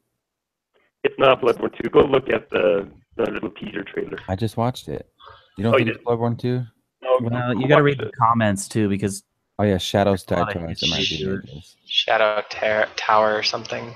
There's a lot of go watch Vatvidia's interpretation of it. He does a good job of dissecting that little teeny clip and show you all the little. Who does? Watch who's? Vatvidia. ATI. He does like a lot of lore videos on Dark Souls. Okay. Anyways, his interpretation kind of convince you it's not Bloodborne. Right. But even so, I'm still gonna buy that game and play it probably. Drum roll. And I'll be glad at the last one. Oh, sorry, I didn't mean to cut you off. Sorry, Steven. No, All right, Steve Loper. All right. And hopefully on a non-contentious note, I'll end with the number one game that I played this year, which was Borderlands 2. Oh man. Yeah. So I hadn't played this game. I had played the first one a couple years ago, and then my nephews said they wanted to play this, and so we got to force them together. And every Thursday night we'd get together and play. That's it. That's what makes it so great. Yeah. Gosh, this is so much fun to play together, and I realize looks like it works to me. Marcus is so funny. The dialogue in this game is top notch. Like the humor is incredible. It is great. Like the animation is crisp in the style that they made it in. It had one of the best DLCs of any game that I've ever played. In the Assault on Dragon's Keep. Yeah. I never played that. I need to play that. Well, let's re-roll a character and play it, man, because I like this game so much. I would play it again. So this is something I've been wanting to bring up. I want to play this game with friends, but everyone sort of played it before me, and so I've never really been able to. We started. Dude, I'll play it with you again. We started it one night with Josh, but Josh just wanted to rush me through the game, and I didn't enjoy it. Yeah, no. He's like, you can't take any time. Let's just go. Let's go. So I kind of need. Oh, I hate that. And I had a little bit of that because the guys that I was playing with had kind of played it before too. But luckily, the guy that had played it the most often would get on the case of everybody else, and he's like, shut up, like, and we wanted everybody to like enjoy the time and like get into the lore that is Borderlands 2. And oh my gosh, it was so much fun grabbing.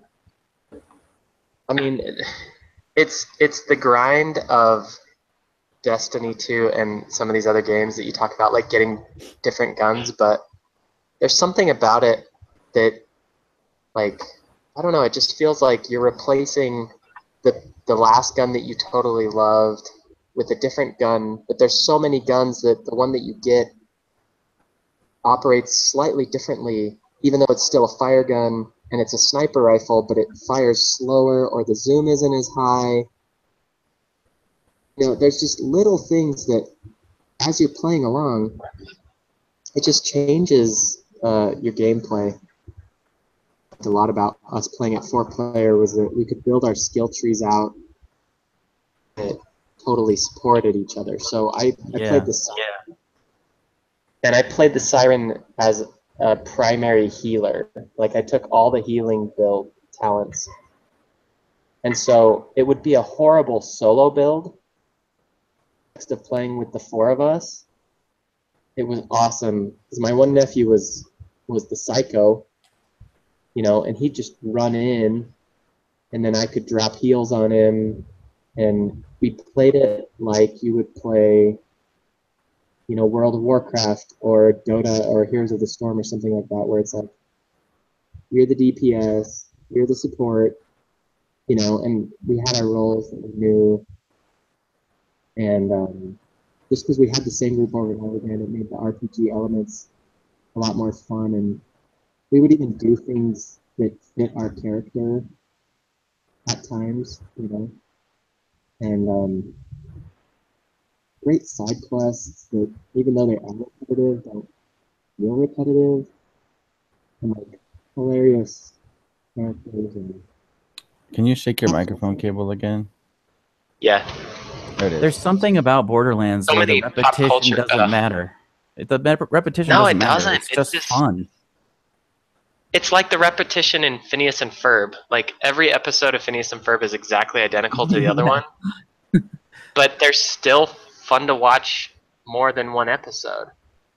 And I I think would that's say- what Borderlands. I think that Borderlands, for me anyway, is the funnest shooter. When Kate's Oh, talking for about sure. when Kate's talking about games that are fun and just like the gameplay, for me as a shooter, there's something about Borderlands just nailed it. For me, I could just shoot things all day. Oh yeah, I so agree. much fun. And yeah, so yeah, and that was my last comment on my review was I'd re-roll a character for this before restarting any of the other games again, because the first one I loved. I played the heck out of the first one, and I was like, I didn't even know what I was missing with the second one. They're just great, and Yeah. they're, I don't know, they're a shooter that's kind of relaxing because like what Reagan was saying, they're just fun. Yeah, So doesn't take itself too seriously. I feel like Destiny is a Borderlands that wants to be too serious. And again, I never played Destiny, but so I can't really speak into it. oh yeah, everything in Borderlands is tongue in cheek and it's almost making fun of itself. But despite that fact, they don't mail it in. Design, they keep guessing. I mean, there was one level where I was like, where do we go? And it's like, oh, you go up. And that's like the whole level is you have to just keep going up and up and up and up and up. And I was like, okay, this is different in a shooter. You know, you usually don't have this much verticality, you know. And then it's fun because at the end of the level in Borderlands, there's no fall damage, so you get to jump off this big A tower. You know, Now and just like fly down. You can move on to the pre-sequel. Is that what? I just bought it. So if any of y'all want to play, I'd love to get it first. I didn't never finish that one for whatever reason. The best part about the pre-sequel, if you play with friends, make sure someone is Claptrap because he is the funniest character. He is. Oh yeah, and I've heard the DLC characters are really great as well in that. So That's awesome. anyway, Borderlands 2, it was a Good blast. And Lauren, seriously, I would definitely restart that game. because it was meaty enough, and we played it over so many months that I mean, there's so much more that I forgot about the game than I could even tell you that I remembered. Yeah.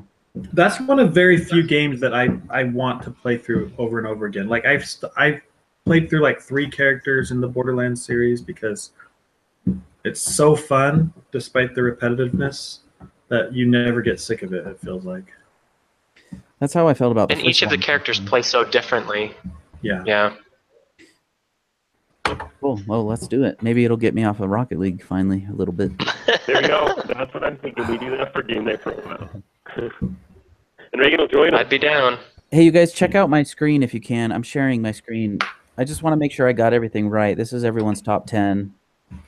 Stephen Gibbons, I think I missed your number 10.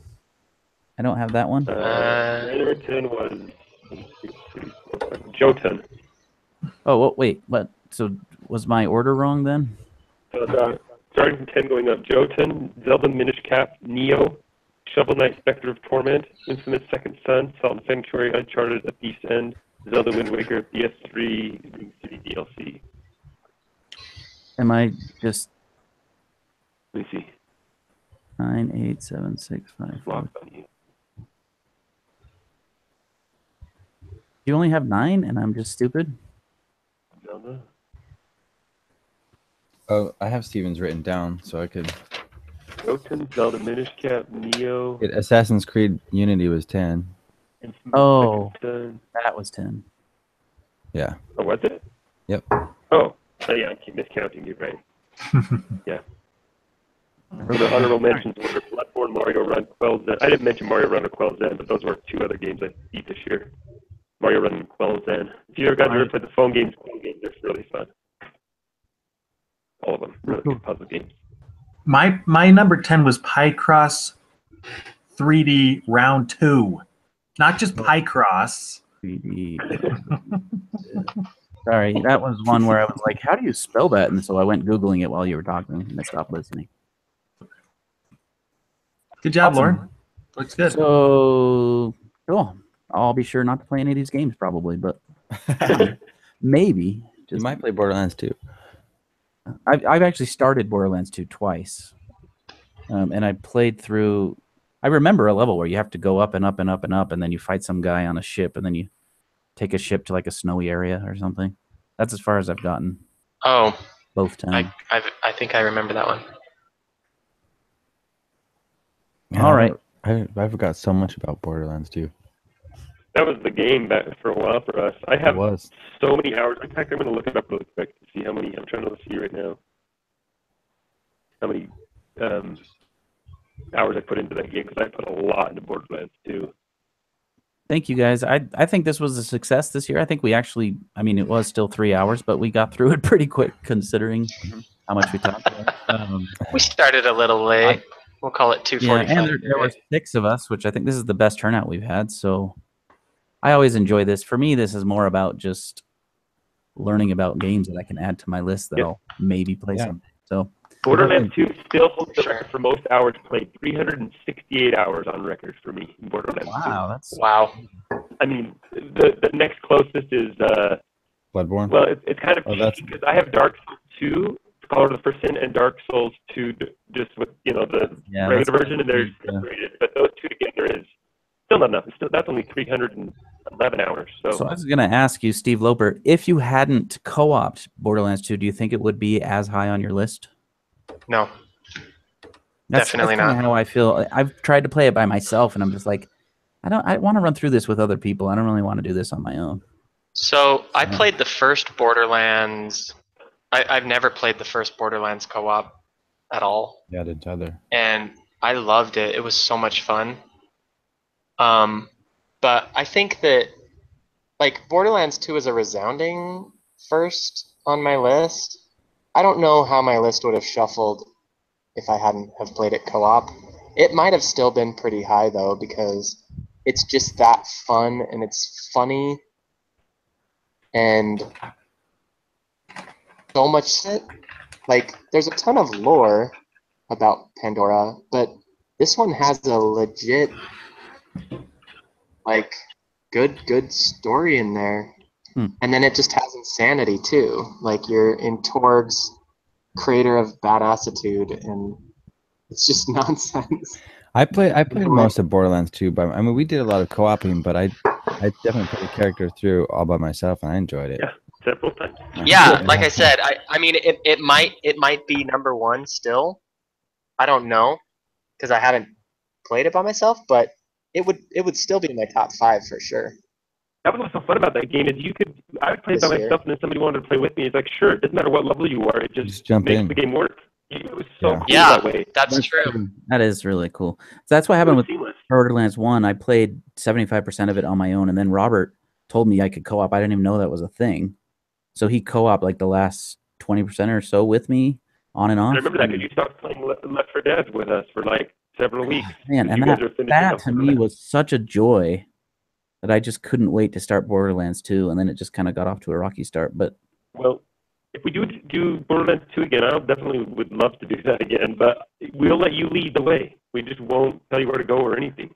cool. You can enjoy the story all on your own. I would join in on if you guys wanted to do that game night.